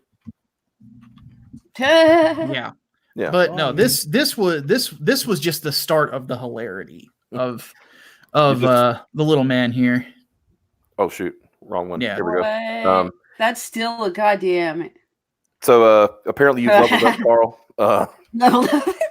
No, I've been angry about that forever. Yeah, I've but been- I was saying stupendous. He said you're his respect. I think we discovered that on a Wenger stream a while ago, and I like someone told me he had death sworn on it, and I went off and I said some stuff that Yeah, like he the did it probably for. should find. But then I read through it, and I was like, dude, what the fuck, man? Like, and it's not like Kyle can get out there and necessarily broadcast his opinion widely, you know. Wait, are It's these not like fuckers he can going go after out him there. for Like Kyle? the man literally cannot get out there and speak for himself. Yeah. Like So these guys you're going after fucking Kyle? scum. These guys are going after Kyle. No, he put Kyle Ritter and Starblades into the bottom text of his campaigns, so that when you type in Kyle Ritter or Starblades and Indiegogo into Google search or into the Indiegogo It'll search, come up with his his campaigns campaign. come up. Yeah, JD's campaign comes up. yeah, and it's basically him just trying to bring other people into his really Well, bad it's him. He's trollery. trying to rig the searches. He's Yeah, trying to yeah, get it's He's playing with the SEO. I mean, that's yeah, all exactly. It is. It's SEO manipulation. Mhm. But no, the thing is that can't you ask Indiegogo to remove your name project if you don't consent to the advertising? No. Yeah, unfortunately. you Wow. can't. And the way that he is doing it, and I did ask them about this. Mhm. Basically, the way that he has it worded is, if you are a fan of this book, you will like my book. Mhm. So, and that is something that you can do. I mean, because, and the example I of would the argue person that to false Indie, advertising. What does his book have in common with the work of Kyle Ritter? There's yeah, nothing. Yeah, well, that you're he's and you're linking. 100% correct. And Style, there is nothing in the creative team. There is no link, either in story nor art direction, that would compel a fan or a consumer to enjoy the property of John Delarose if they enjoyed Starblades by Kyle Ritter. well, yeah, because Kyle's actually talented. Not only that, there's no. It's not like these are both stories about evil vampire space Nazis. These are completely different stories of completely different genres. Yeah, they have absolutely nothing to do with each other. Yeah. Yeah, but it's all about. Flying Sparks is about the world's most boring superhero, basically. Yeah.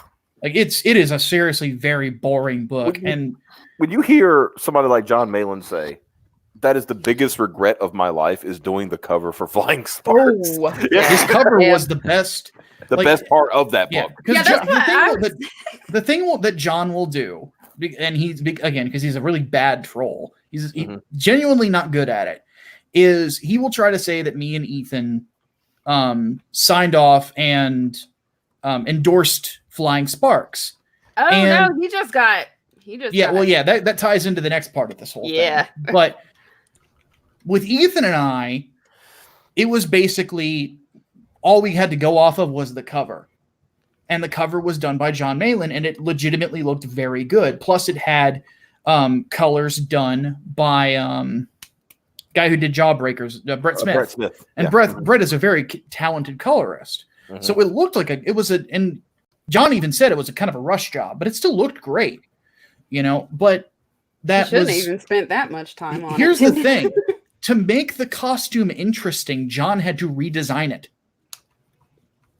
Yeah. That's something that Professor Geek pointed out in his review of it when we were both still at Bleeding Fool. It's like, yeah, John completely redesigned the outfit to make it more interesting. And on the inside of this, it's boring. Her powers aren't that interesting.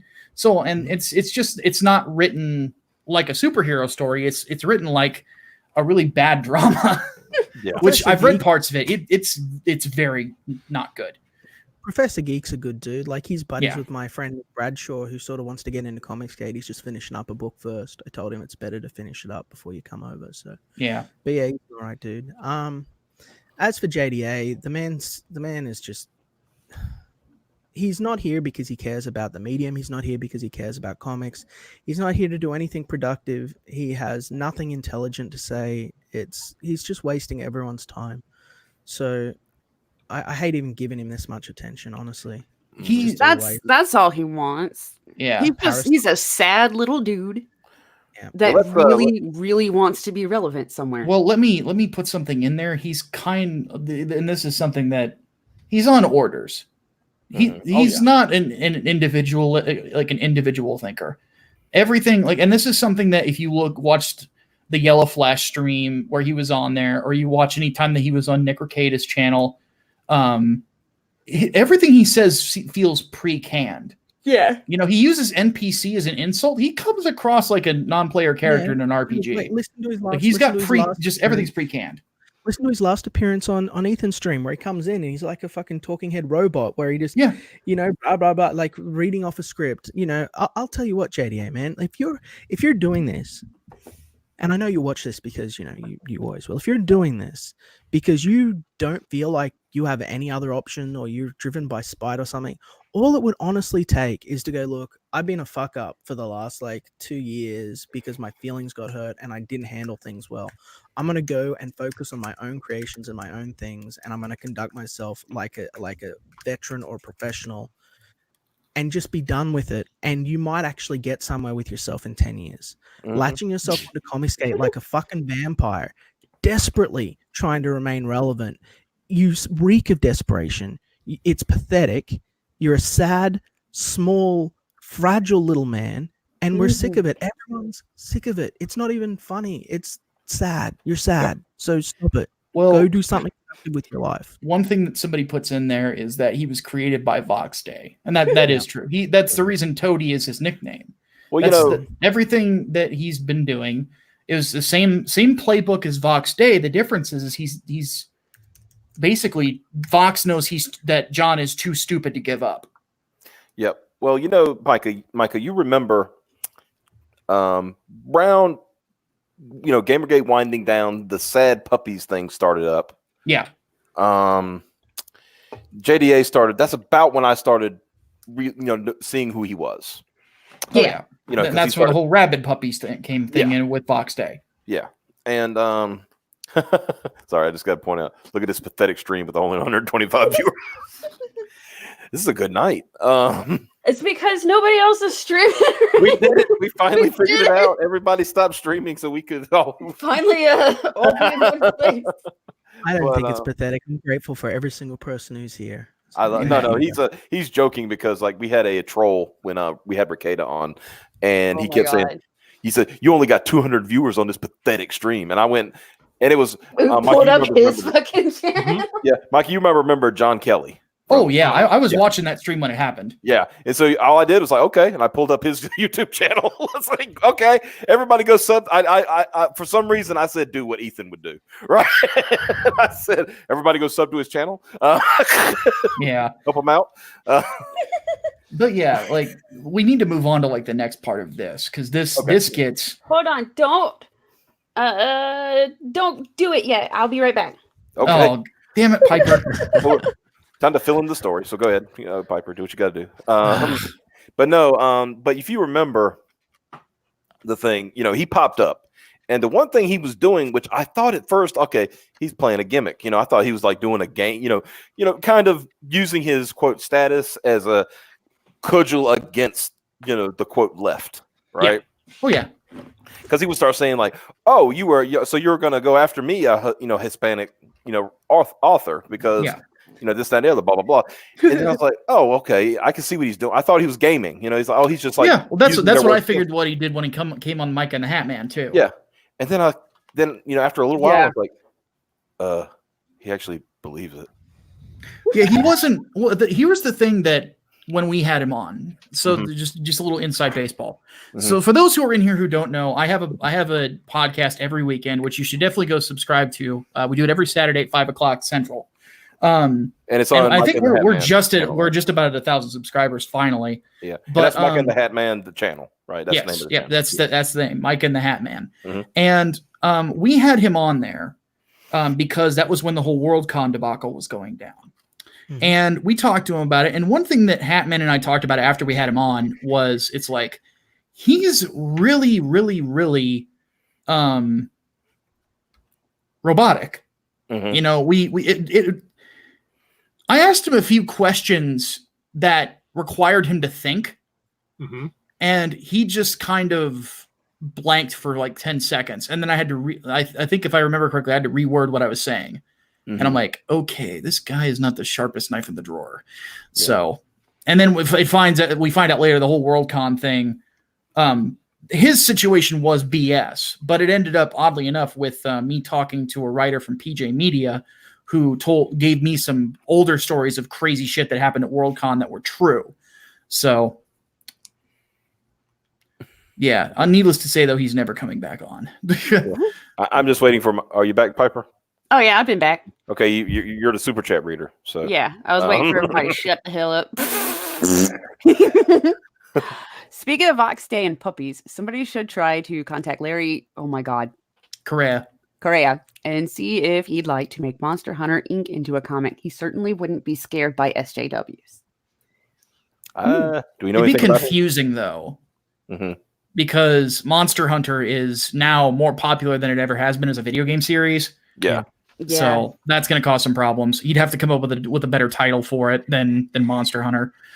Did you try rebooting him when you had him on the stream? Yeah, I tried the whole. I unplugged him for 30 seconds and plugged him back in. It just didn't work. Didn't quite work out. Yeah, that's You should have just pressed really hard into his eyes for a few seconds. I'd pop him. Are you kidding me? Wouldn't that be a shame? So, well, see, my hands were so big and they would like envelop his head. Oh my gosh. That's how you do it with the iPhone. You know? So what's the next part of this? All right, let's go. Yeah. Micah, you said there was a next part. Oh, yes. Scroll. So the next thing that happened was Ethan joined the fray. Yeah. Because wait a second. Wait, there's another. Ethan Sorry. But there's another kind of weird thing that I want to take apart here. Okay, good. So we and anybody who sides sounds fucking stupid, but anybody who's in the CG at all are usually levied with these attacks where we're responsible for everybody else's actions, right? Mm-hmm. And by working with other people or even hanging out with other people or sharing streams with other people, we are vouching for those people, like their abilities as creators, how they carry themselves as creators, how they carry themselves online, all that stuff, right? That's what is applied to us, right? Mm-hmm. So I wonder, are they going to apply the same thing to little Georgie here? With the shenanigans that John De La Rose get up to, threatening people with backer information. It's irrelevant because the guy, like in reality, the scope of things are like both of these guys are irrelevant. Like I know that's nasty to say, but Preston's even more irrelevant than JDA. So JDA has nothing to really lose at sort of the level of influence that he's at, and Preston has nothing to lose and only everything to gain by sort of Remora attaching himself. Well, we're talking about Georgie. We're talking about Georgie boy. Oh, sorry. Did you guys ever hear that song? Georgie boy was gay, I guess. Nothing more, nothing less. Kindest guy ever. That's one of the biggest regrets I have is putting him on this platform. But look, here's a direct quote from John De La Rose from a live stream chat. He says, "Yes, I don't really care about people's anonymity who are dicks to me." Mm-hmm. Yeah. So when we're like, that's what I'm trying to get across here. Like this is all a fucking joke. This is all cosplay for them. This is all, they're nothing, and you're true that they are irrelevant because like without us, these guys are gone. These guys only have a narrative because of us. These guys only exist. The worst part of this is, right, the only reason they have the tiny shred of influence that they have now is because of the benevolence and kindness of other people that wanted to give them a chance. Because Comicsgate wanted honorable men and women who would step into the role of creator and sort of produce content that they could sort of trust wouldn't be subverted by propaganda. And these people used the opening in Ethan's show in his heart, and to say, I'm going to help out people. They came in, they exploited that goodwill, and again, like parasites, they seek to now destroy the host body because they were never here to grow it. It's it's a absolute failure of character. It gets down to it too, because a lot of these people, I think most of us have seen it, and because after George, and I use the term "wild out" because I can't think of any other term that kind of fits what happened with George and those people. After he wild out, I said, okay, I'm curious, because now if he's lying about the things that he's saying, right, which I pretty much confirmed very quickly. Yeah. Is he lying about anything else? Oh, so I decided to go back and say, because remember his whole narrative was, I got kicked off of Reddit or run off of Reddit, right? You can't really get kicked off Reddit unless they ban you, Yeah. And so he said, I got ran off Reddit, for having the #1 webcomic on Reddit for 3 days in a row and this, that, and the other. And they turned on me, and because they found out I was conservative. And so I said, all right, this is easy to confirm because the threads will still be there, right? Yep. So I went and looked at the threads. Yes, he had one day, he had the #1 webcomic on Reddit. Day 2, #1 webcomic on Reddit because he made a comic about that. Third day, he did it again. But the difference was what George was doing was telling the same joke. Yeah. But with different panels. And so the runoff Reddit thing was literally him looking, literally people telling him is like, dude, it's only funny so many times. Mm-hmm. It wasn't about his beliefs. It wasn't about, being a Christian or being anti-abortion or anything like that. It was just saying like, yeah, we get it. You know what I mean? It's like, how somebody tells a joke so many times, like, oh yeah, I heard of the, heard you. Yeah, I remember. I actually remember because I was bound from a convention over here and had kind of friends not speak up for me and shit, and it was like a weird fucking time. And especially because it was literally everybody who was doing this to me was twice my age, twice my age, nothings, and I was like the up and comer, actually making something, Yeah. And envy, politics of envy, my friend. They look into what you're doing and they're going, "Oh, screw this guy." Oh yeah, dude, it's horrific. But I remember listening. It was a morning stream, which was about 4 p.m. for me, and I remember seeing George pop up on that Ethan's chat and said a super chat about it, and then Ethan's like, send him the link, get him in here to tell the story and stuff. And I remember being like, holy shit, like this guy. His story, and I really felt for it. And I was like, I know exactly shit, But I remember saying something about how it was like being popular on Reddit. He thought it was going to make his career, and I was like, bro, what? What are you talking about? It was a popular Reddit post gonna. It's like this is the same mentality of the people who go, oh. Ethan Van Sciver is not even as famous as Christian. It's like, no, guys, I don't understand what you're talking about. Look, more people Google Christian than they do Cyberfrog, so that means that Christian's worth more than Ethan Van Sciver and his Cyberfrog book. No one even cares. It's like, no, guys, you have no scope of perspective. You don't understand marketing. You don't understand, searches. You just look at numbers and go. It's what Edwin does too. He looks at numbers. Well, they did goes, that with the YouTube channels. Yeah. Well, and they did that with porn to compared to Cyberfrog. Like but I saw recently there was an anti-CG people that were showing around this social blade for everyone's channels, right? So they were showing Edwin's channels, Mike's channel, Pocket Pussy's channel, and Ethan's channel, and there's like an overall grading, and then there's like all the stats. All the views, subs, everything.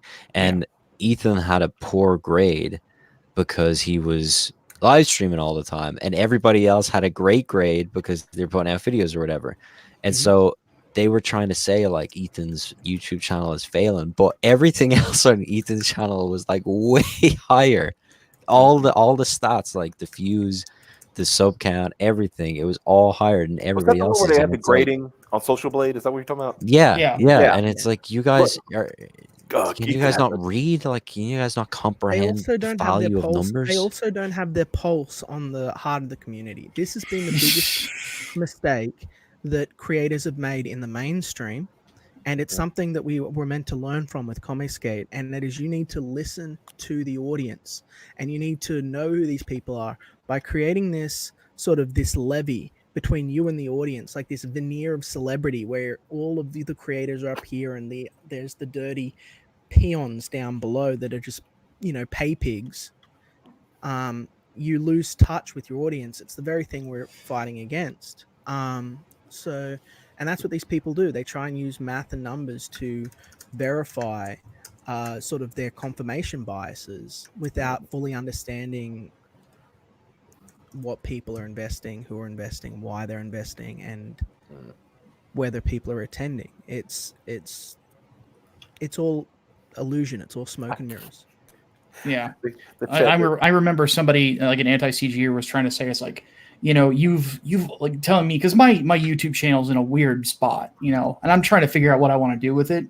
But the one person's like, and this person was it might have been Hikaru who said this, actually, if I remember right, says like, oh, well, your channel is losing subscribers. I'm like, yeah, it's interesting. My channel is losing subscribers, and yet it's bigger than both Mike and Doug's combined. Mm-hmm. They hate. I'm going to tell you something. They hate the Rising Stars, right? They hate this channel. I can guarantee you. They hate this channel. They hate Mandy's channel. They hate, Red Gaze's channel. They hate, us who were just like coming on, doing a show, and doing stuff like that, having some fun, for Christ's sake. Yeah. They can't stand it. They can't stand it. I'm pulling in 100. We're doing 128 people right now. Thank you all for showing up. We really appreciate it. That's awesome. And everyone who else shows up afterwards as well. Yeah. And people who watch it later, we appreciate you too. Yeah, and like I said, I made this banner. Smash that like button or Piper gets it. Oh no! Because you keep telling in the chat, it's like, please. Yeah. Smash every once in a while, I go and I look, and I'm like, man, that way more people watching than there are. Because they're fan channels. Exactly. It's funny how don't y'all find it funny that the up and coming channels like this one, like Red Gaze, like Mandy, people like that, are people who start off as fans. That's all we do. We were fans.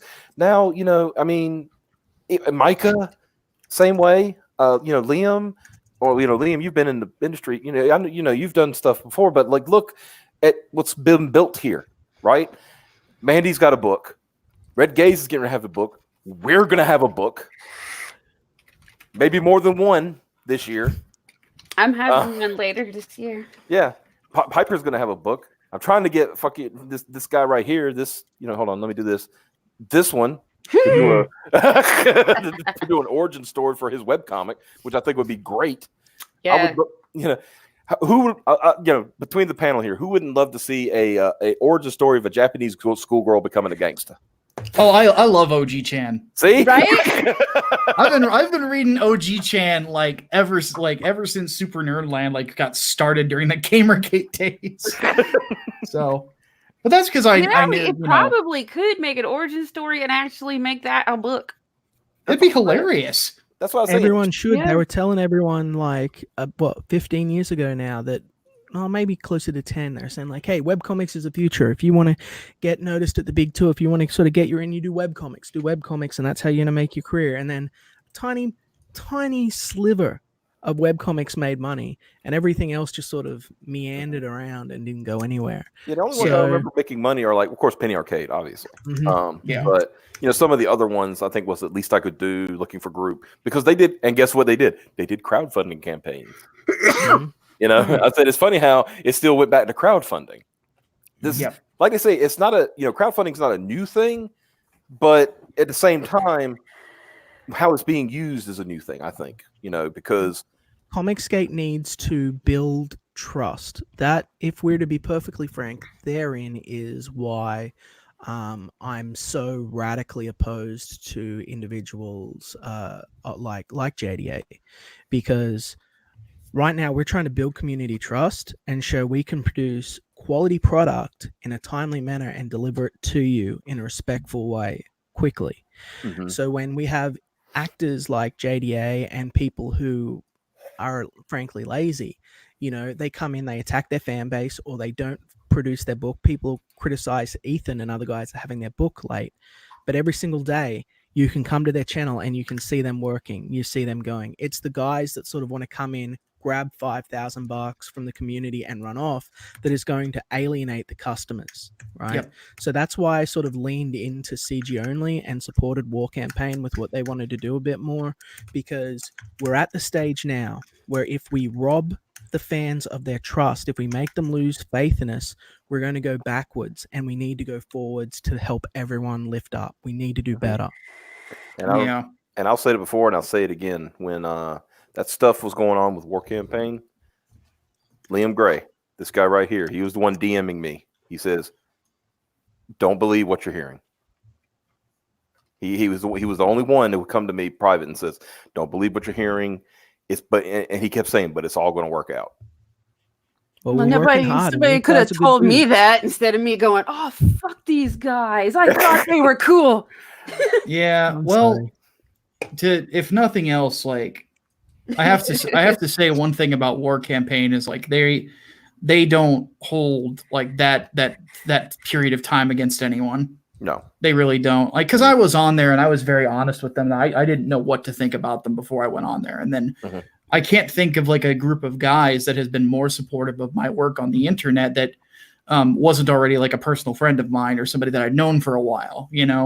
It's like these guys they got behind me in a way I was kind of shocked by. I was like, of course they do. And I'm like, dude, this is awesome. Surprise butt sex usually is pretty shocking. Not gonna lie. It's not just Gat. It's not just Ro. It's not just Pan. It's not just not Tyler. War Campaign is the 208 to 300 people that go every day. Okay, if we were at a stadium, right, we were going to go watch a football game or something.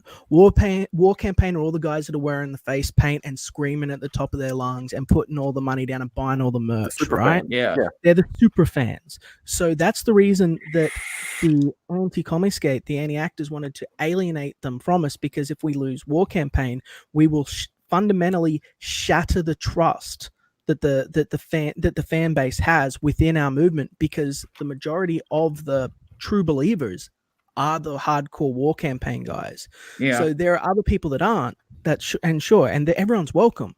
But you'll find that the more time you spend in Comicsgate, the more you want to go hang out with all the people having laughs and all the people that really believe in what we're doing. So people will become War Campaign, and War Campaign will grow. That's why they wanted to cut it off. Because also War Campaign's not going to take shit from people. They're going to just be straight up and honest, and that's what we need. I told somebody recently, Michael, you might agree with this, and this people are going to think, is he crazy for saying this? I wish we had a War Campaign during Gamergate. Yeah, that would have made Gamergate a lot more fun. Yeah, if we had a War Campaign, because we had a lot of voices in Gamergate, and Micah, he was one of them. There's always Myers Twitter, at least. Yeah, we picked on one guy out of everybody. We did the best we could. We said we had to focus on that beautiful bald head and then run with it. But I'm just thinking, if we had like a fan group, people who could get and just kind of rally. I mean, that's what I see at War Campaign. They rally. Look, Tinfoil Hat Nick, War Campaign, the best promoter on Twitter, the best promoter I have ever seen on Twitter. He asks for nothing. Him and Tompo, like those guys, ask for nothing, and you always in your feed, always there, always. He actively actually will tell you not to, because I have a referral competition thing, and I brought it up. I was on a stream and I brought it up. This is like way back when we launched, and he was like, "Yeah, take me out of that, because I don't want to be a part of any referral competition, because I just do this to get the word out. I don't want to be seen as like I'm taking something from this." Yeah, I asked him one time just for questions. I just want to know. I said, "Do you have do you run a tweet deck or a script? Something that would automatically do these tweets? That he does every single day." He said, "No. I do them all individually." Yeah. I'm like, Jesus. I said, that's dedication. Hell yeah. And that's the heart of War Campaign, man. And that's what those guys are. Everyone says they're all dildo memes and blame War Campaign. But even if you go to the root of blame War Campaign, if you're like a new person who doesn't know, this is the first you're hearing about it, blame War Campaign, that hashtag is ironic because what happened was all of these people would just start blaming War Campaign for everything. And rather than getting into the reads and saying, well, we didn't do that, this isn't true, they just said, sure. Yeah, blame War Campaign, and they just embraced embraced it with a whole heart and laughed it off because they trust you as the fans to be smart enough to be able to see through the bullshit, and they're going to bring you the truth, right? And they're going to have fun doing it. So they remind me of a you remember those Reebok commercials with Terry Tate, office linebacker, also known as the Coal Train. The Coal Train, yeah. He had the best line I've ever heard in, because I was going back and watching the other day, and it was like, this reminds me of War Campaign. So he tackles this guy. He grabs, like, there's a box of pens. He grabs them, and he said, you think you can come in my home and kick my dog and take a box full of bog points? Your ass must be crazy. And that's what I think about War Campaign. They're the Terry Tate. You know, they're going to go, it's like, somebody's coming in our house and trying to kick our dog. Is, oh, hell no. You know, you killed a Joe. Oh, you make some more. Yeah. And they have the best rising talent. And not only that, the people that are all in that talent pool, they all help each other. They all retweet each other's stuff. They all give each other art pointers. Like just last week, I was talking with Sims in private with my colorist. We're sort of offering him some tips to try and help him sort of improve on his colors as well. We all offer each other support. We're a big online multinational studio, and we have this amazing opportunity to produce something truly phenomenal on a global scale that has never before happened. And there's Sims there. He's a great artist. If you haven't checked him out, one of the best talents we got. Good and dude. I'm going to shut up now. But just a good dude. Yeah, it's a good dude. Were we done with the Manlet thing? Oh well, yeah. I'm sorry. Oh, I think I took. I was like, man, we spent 2 seconds on that one after sitting on mics for. I took it down because it's like just to talk about what Ethan kind of went into. So. Well, yeah, and I was kind of trying to segue, but Ethan comes in onto this particular conversation, and you can kind of see the exact moment when John De La Rosa's heart cracks in two, because he says, I'm sorry, I did not endorse Flying Sparks, nor would I. It does not reach Comicsgate standards. Which is a nice professional way to say your comic blows. Yep. Devastating. Ethan's good at what he does. Just 1 or 2 lines and he'll sink a whole ship. Yeah, and he basically I think Cecil John had is nothing even after better. that. Have you seen Cecil ripping into people? Cecil is cold-blooded. Cecil's a trash talker, and that's some other people's style too. Ethan can kill you with kindness in a way you wouldn't expect him to. And that's what that was, because he wasn't going, oh man, your comic fucking sucks. It's not, he's not me. Yeah. So I talk trash because I boxed, that was just something I did. But but he's like, no, it just doesn't fit our standards. It doesn't fit the kind of books that we would put our stamp on. And that's going to fuck with John, because think of how many people in Comicsgate he fucking hates that has been on Ethan's stream. Yeah. And it's undeniable too. Like, John, the next book you're going to release you will never have another book that does $70,000. You've burned the bridges. You've destroyed the trust. You've failed to perform to the expectations of your audience. That's it. Yeah. Keep doing it. Keep producing shit. Shovelware shit. No one cares. Yeah, he put out a book at a point where it was hot to do so, and he was given an opportunity by people showing him a great deal of kindness that he didn't deserve, and in exchange, he betrayed their trust. He betrayed his audience. He betrayed friendships. He is Judas, Judas De La Rose. I think somebody said earlier, he said you can't spell Judas without JDA. It's true. But in all seriousness though, like that is something that needs to be mentioned. It's like there was many things that were said about that book when it came out, is that it basically, the art looked rushed. It didn't, meet the standards. It wasn't up to the same par as the cover that was on it, and it felt, one person who read it, who talked to me about it before I got to read parts of it, was that it felt like a Marvel comic where they shell out such and such dollars to have like Jay Lee do a cover or something like that, and the interiors are trash. Let's learn from this. Everyone, let's learn from this. If you're a creator in Comicsgate, you should have your own art on your cover, and make sure that if you have another cover artist, just do it as a variant, because you don't want to let down your audience with the difference. I think that's the lesson we can take away from this. Yeah. Not to mention, and this is another thing, is that having your artist do the cover is a very, very good place of experience for them. Plus, it's worth more money to them, so you should. Yeah, exactly. Because but for me, it's like my team on Inglewood said that like getting the cover done was actually like a endurance round in and of itself, because you look at that cover, it's very complicated because there's so many characters on it. I was about to say, I believe it. I just read that one. Yeah. For his next books, he still finds someone with a similar name to EVS to try to trick backers. This book is endorsed by Evan V. Skiven. Yeah. But basically, and what was really hilarious was like, you look at the way that Ethan had said that, it was probably one of the most backhanded statements that you really could, like, you can sit there and you could sit there and insult somebody. You can insult John. You can call him short. You can call him, he doesn't care. Yeah. If you basically say something like that when you have something he wants, in which case he wants Comicsgate, you say that you're not up to the standards that we have, then it really, really hurts you, because you're basically saying, you're not putting out anything that's worthwhile. So you that's not what we're about here. Yeah. And it's sort of like talking up, because he constantly tries to say he's Comicsgate. He's not. Nope. He constantly talks himself up as such a great writer, and he's putting out all these books and all this other stuff. Well, that's exactly what Central Scrutinizer says. But you're all jealous because he's getting books out regularly like the pros. Well, congratulations on being able to squat a shit out.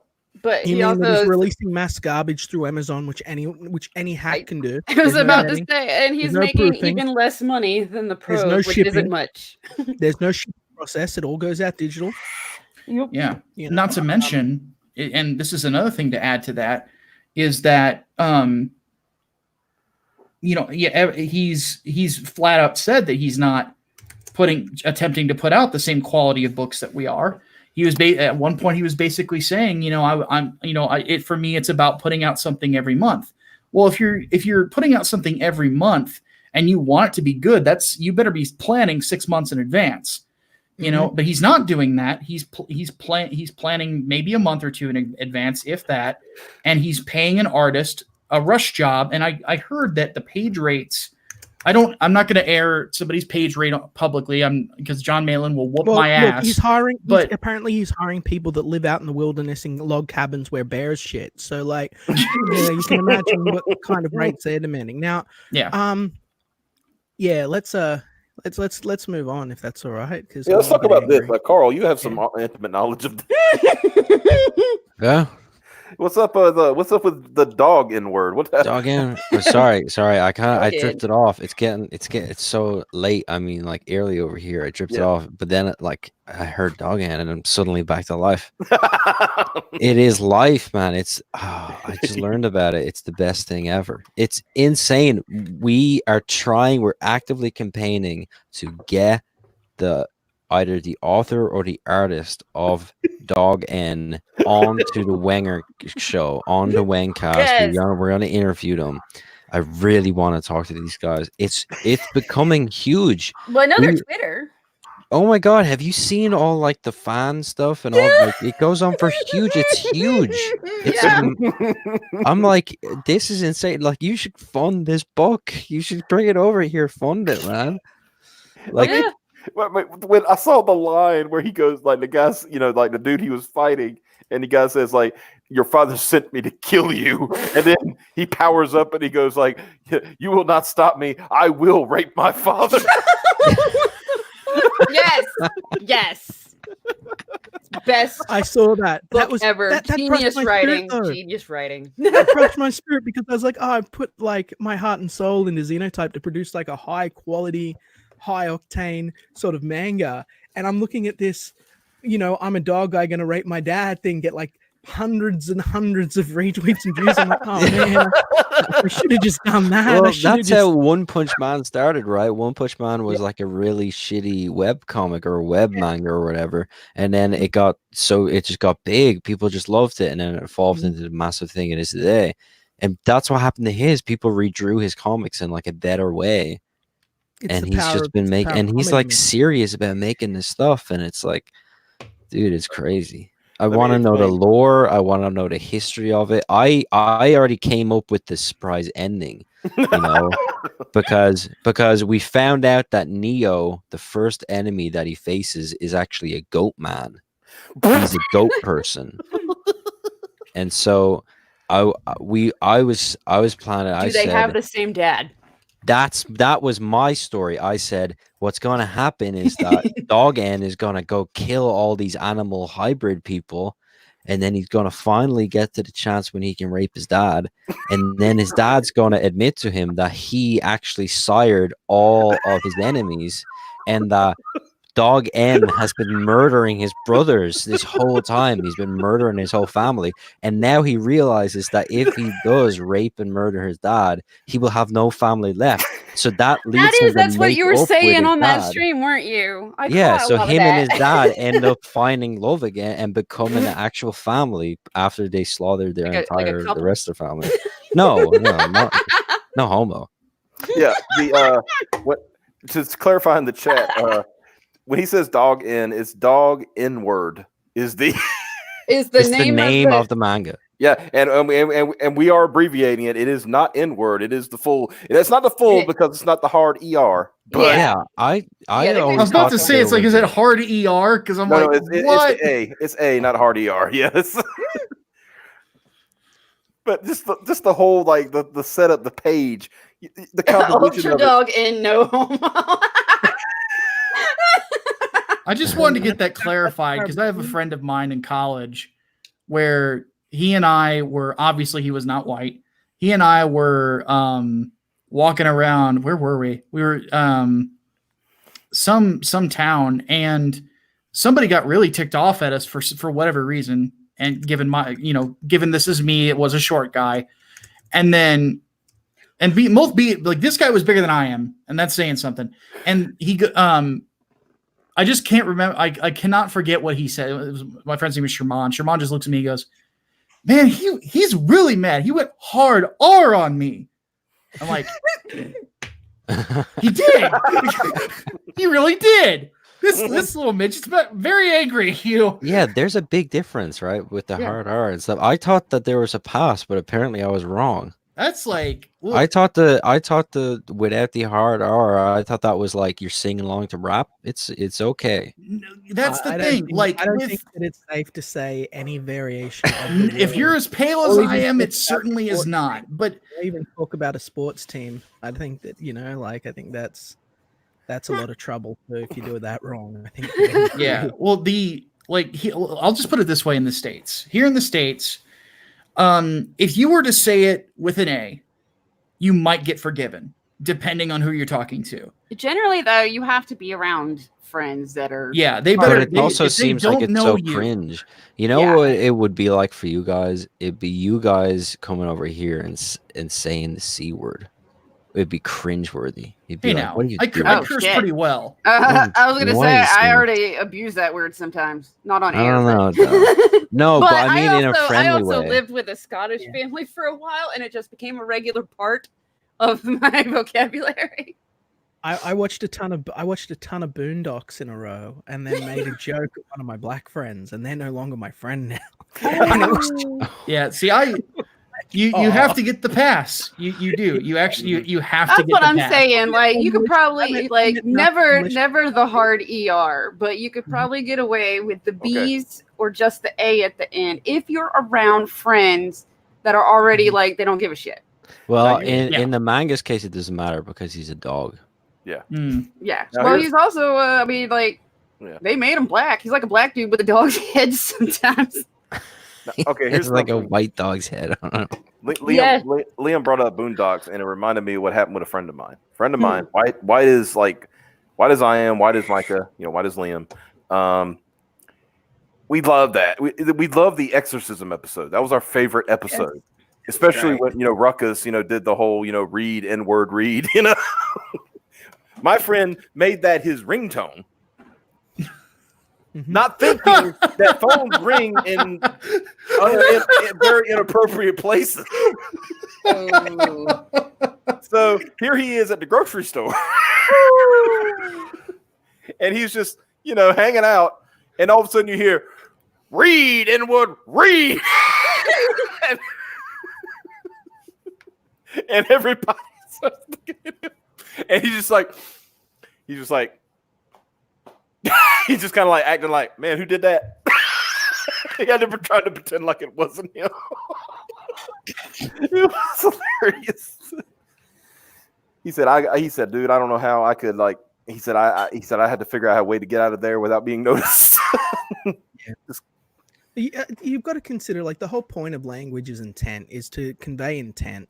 So that's why I'm sort of a little bit anti-hate speech, because I think like if you're not saying anything with intent to be hateful, if you're just trying to communicate comedy or a joke or something like that, I think you should be afforded the ability to say whatever you think. But, Yeah, if there's not malicious, Well, hateful intent behind it, you mean?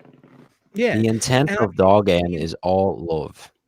even in the great parts. Dog in is all love, but this is a good point. There is no pass hard ER or N. That's what I'm saying. Like maybe if you're around the right friends, but that's in that company. The second a stranger hears it or you say it somewhere else, like no, you don't. I think but dude, I'm literally joking about there being a pass on it either way. Yeah. I'm not saying there is a pass. I'm saying if you're around, because there are just some of those people that are like, I don't give a fuck. You can say it, sing along with the lyrics with me. I don't give a shit. If you're around friends like that, fine, but maybe not outside. I like that's like whatever that nobody uses. I mean, it's just that's the thing. Don't You got to It'd read be the good if crowd. nobody used it. Honestly, No word has more power than this one. that's true. But it'd be good if nobody used it. Crazy though, if you think about it. Like, I know, if you it's break just- it down from an I can't say that. There's a word I can't say. Etymological point of view, right? Mhm. Like the origins of the word come from. It's a shortened version of the word Negro, which is where they sort of were the Which just still is a word for black in Spanish. and that's like it's the same as calling someone from Asia a Mongoloid or me a Caucasoid, right? So it's just that it's not like it doesn't mean anything inherently Out of all bad. derogatory words or because racial, it's related words, multiple this one things. has the most power in like the entire world. Yeah. Yeah, it And packs it's a wallop. interesting because it's a word. And I think it's all because of slavery. So to myself, Yeah. like I never owned slaves. I never would. No one in my lifetime has. My grandparents, my parents never owned slaves. So, I just don't see it as something that would be said with a hateful connotation. But I'm not American. But when do you let Yeah, go? of it? that's. I think I can kind of get a pass, right? Because I'm not white. I'm Irish. Well, I do, but yeah. Do you So- call people potato? Can I call Bro, you a like, potato? come on. I'm way down the line. I'm like the victim of the people call me Mick. Like, just no problem. If people can't argue with me, they just call me Mick. It's only since I meeting people on the internet. If people don't like me, Mick, fucking die in a potato famine, you Mick bastard, you fucking it's brilliant. Yeah. I'm like, holy shit. different culture, eh? But it's interesting how different taboos sort of rise and fall, and I think it's interesting to discuss, but probably not on a comic book show. Obviously not, but No. Sorry. you know, Well, you see, this is the beauty of dog in. dog in. I'm like, It opens up a dialogue, you know, about. that no. My This whole is thing- remember when? Do you remember when Starbucks had like a whole like a racial kerfuffle, and they wanted to try introduce these new rules where they wanted the baristas to open up discussion about race. Bitch, They give want me to my have coffee. open, yeah, Just give me yeah, coffee. and right now I'm just thinking that they should have had like free ash cans of dog end to give away with each coffee. Oh, that would be great. Like everybody going into the morning, they're barely waking up, they're getting their coffee, and then they get handed this, and watching their faces, they slowly realize as they're walking out, like, what the Imagine all those people sitting in the parking lot drinking a coffee, reading about their dog, and thinking like, is this guy going to actually be able to rape his father? Is this It's the kind of compelling storytelling that you really want to see. yeah. A nation of people in thrall on their way to work, sitting around the water cooler, going, "Do you think that that goat guy's his brother?" Think that he's- I actually watched I'm not watched. I just while we were talking, I actually read the first chapter of it. I'm like, this guy needs to be at the Comicsgate convention. I have to Right. meet this person. I have to now. Like just the fact that he put it together, like yeah, that's gonna be a hoot. By the way, yeah. I'm Well, looking sure. forward to that. I was looking. I was like, why are we losing strength? But I realized Rekt just went live, so that's probably why we're losing. Ah, Um, damn it, Nick. yeah. How dare you? Don't you know the schedule? But no, but yeah, that was a fun. This has been a fun stream. Holy shit! Went all over the Yeah. map on this, but you know the moral of the story, ladies and gentlemen, is that we're having fun. having fun. Yeah. That's what matters, man. That's what all these other fucking people hate. They hate Yeah. fun.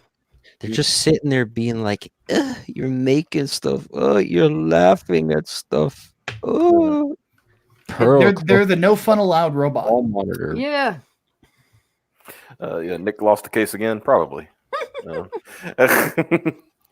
He tends to do that. He's just always losing the case. So, losing, yeah, losing 12 years to Nick. How embarrassing! Exactly. Oh no. every one of our viewers is worth like what 40 of Nick's. So Yeah. Yeah. So when you look at that, we've got like how let's see, 40 times. So that's 4. I can't do math right now, but I know it'll be an even fourth, whatever it is. With a 0 on the end. Hey, don't forget to hit like on your way out. Yeah. Or like or dislike. They both help the algorithms. Yeah, we got Mike's and JDA's dislikes. Well, we got 2. Yeah. I made sure that we earned them. Right? No, and then they happened. The first one happened when we were talking about Mike's. The second one didn't happen until we started talking about JDA's. I can hear Mike now. I'll show them. well, I'm sure they can rally their 12 angry, downvotes that they send to like all my Yeah. like, I I'm remember. sure Wasn't that was a year ago, wasn't it? When Zach did that 12 weirdos video, wasn't it? Oh, I didn't even know. I just Yeah. sort of counted their numbers. There's always 12 because weirdos. Yeah. Mhm. What I would do was right. I wanted to get community feedback, but I didn't want to have feedback from douchebags. So whenever I'd make a poll, I'd add my 2 questions, and then I'd add like Liam, kill yourself as the third option, Mhm. and I'd consistently get 12 votes on that. So then I could just take those votes away What and the fuck? determine the actual response. Look what So you Corey. de-voodooed it. Yeah, that was what I was what the fucking at. Sorry. All right, hold on. I need a link to that. Here. All right, hold up. What be It's in the this? private. All right, let me check this out. I'll pull it up here. I'll preview it first because. Oh, Whoa. Oh my! Uh-oh. Dude, I don't know. This is pretty heavy. We Yeah. already talked a lot about this kind of subject, and there's no Yeah. dogs in this Like movie. speaking of, We'll save that for another day. But I will say good on him for telling it. You know what I mean? Yeah. Yeah. But I was about to say it's kind of about time. Yeah. But yeah. But I want to show one thing real quick, before we go, because we're gonna wrap this up here. oh god, What do you go on about? No, this is funny. You're gonna no, like it. it's that JDA will soon be launching a book about a suicidal submarine called High Noon Cowhand. If he wants to fight, I mean, he wants to fight. I'll oblige him. But no, you want to know what's driving all these people crazy right now? There it is. Oh, I know. Oh man. The salt must flow. Yep. Finally remembered that I had a freaking soundboard. Yeah. It's nearly $100,000 already. That's fantastic. In And it's less still than got a another week. month to go. Mm-hmm. Yeah. Fantastic. That's what's driving them crazy, right? They can't stand that. Oh, and of course. Oh, and also, hey Mike, Mike, not you, Mike, the other Mike. Hey Mike, look, over 1,000 backers. Oh look, past If your I could weird get- threshold that you gave everybody but yourself. That was all. He always comes up with these weird new thresholds, right? Mhm. What if it made that much money? You don't have 1,000 backers.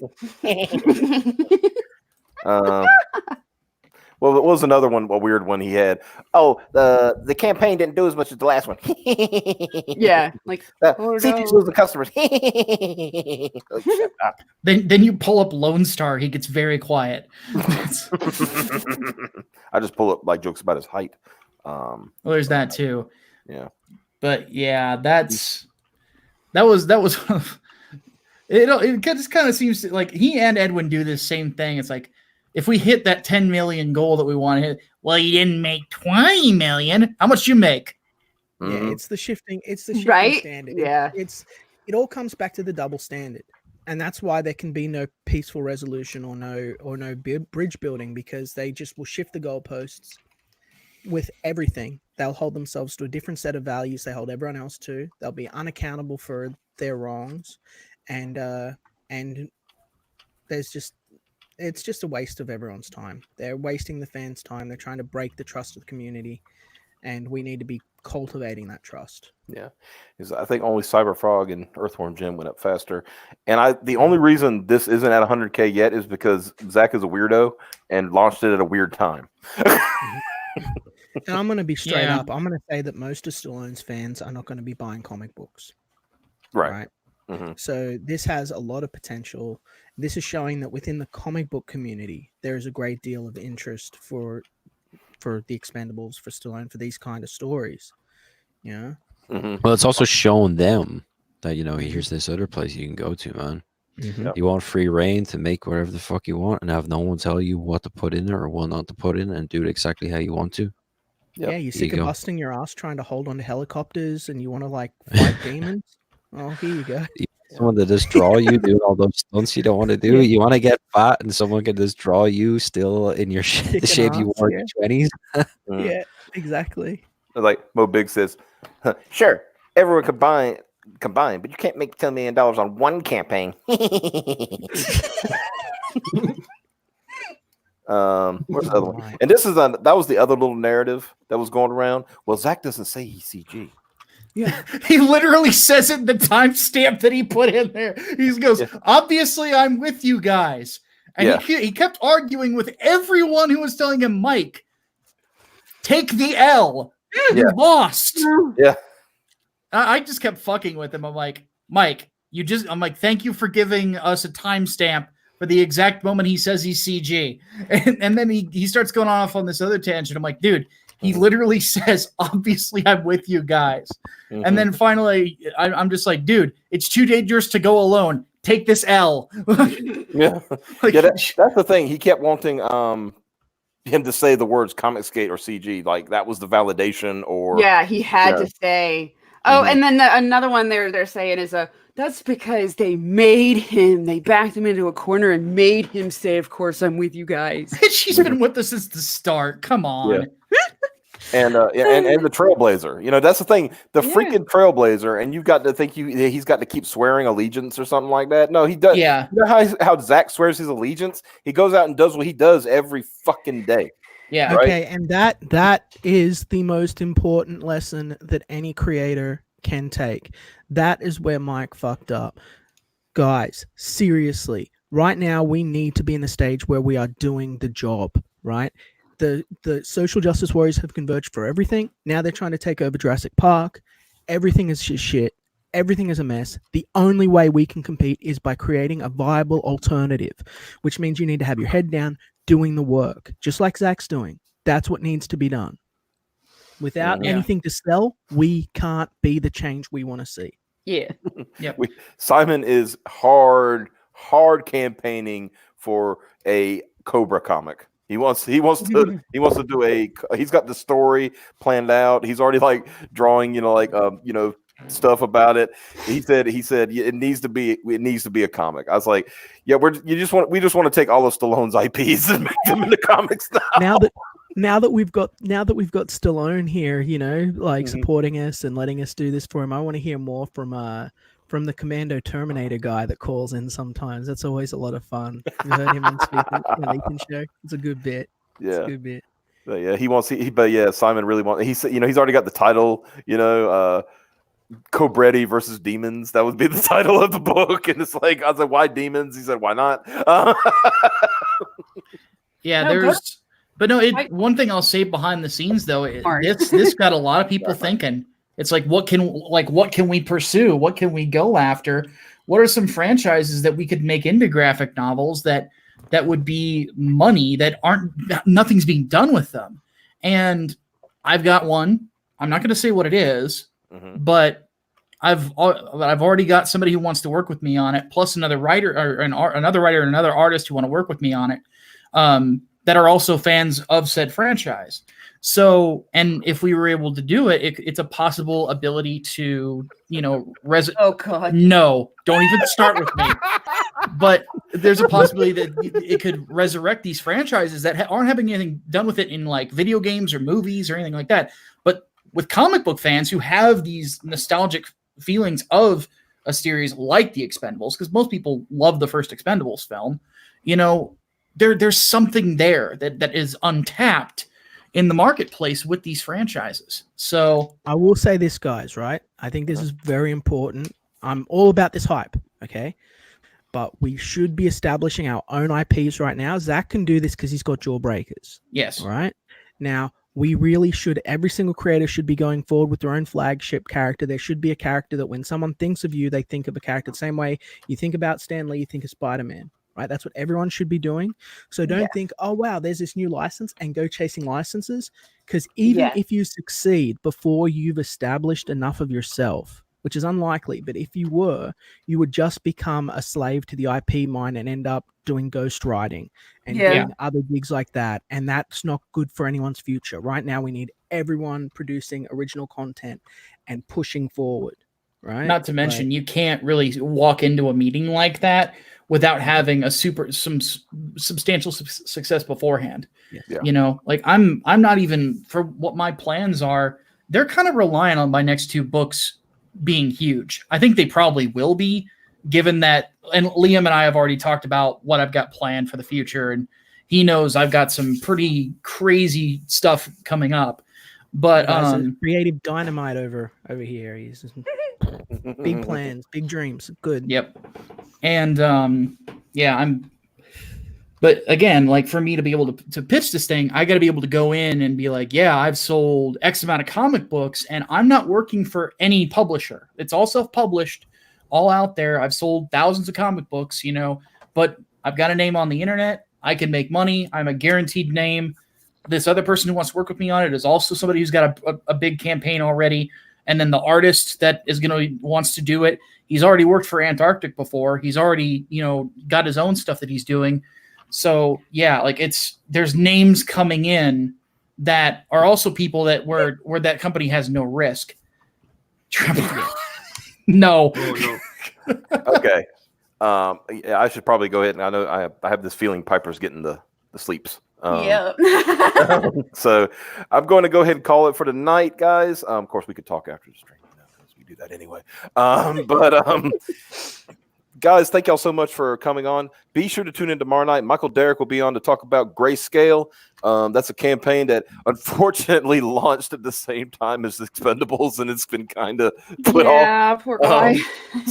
He's still doing all right though. He's doing all right. He's gonna get there. And what I like about him, and which I think a lot of campaigns like need to refocus on, is he's showing what, he's getting actual cost in there.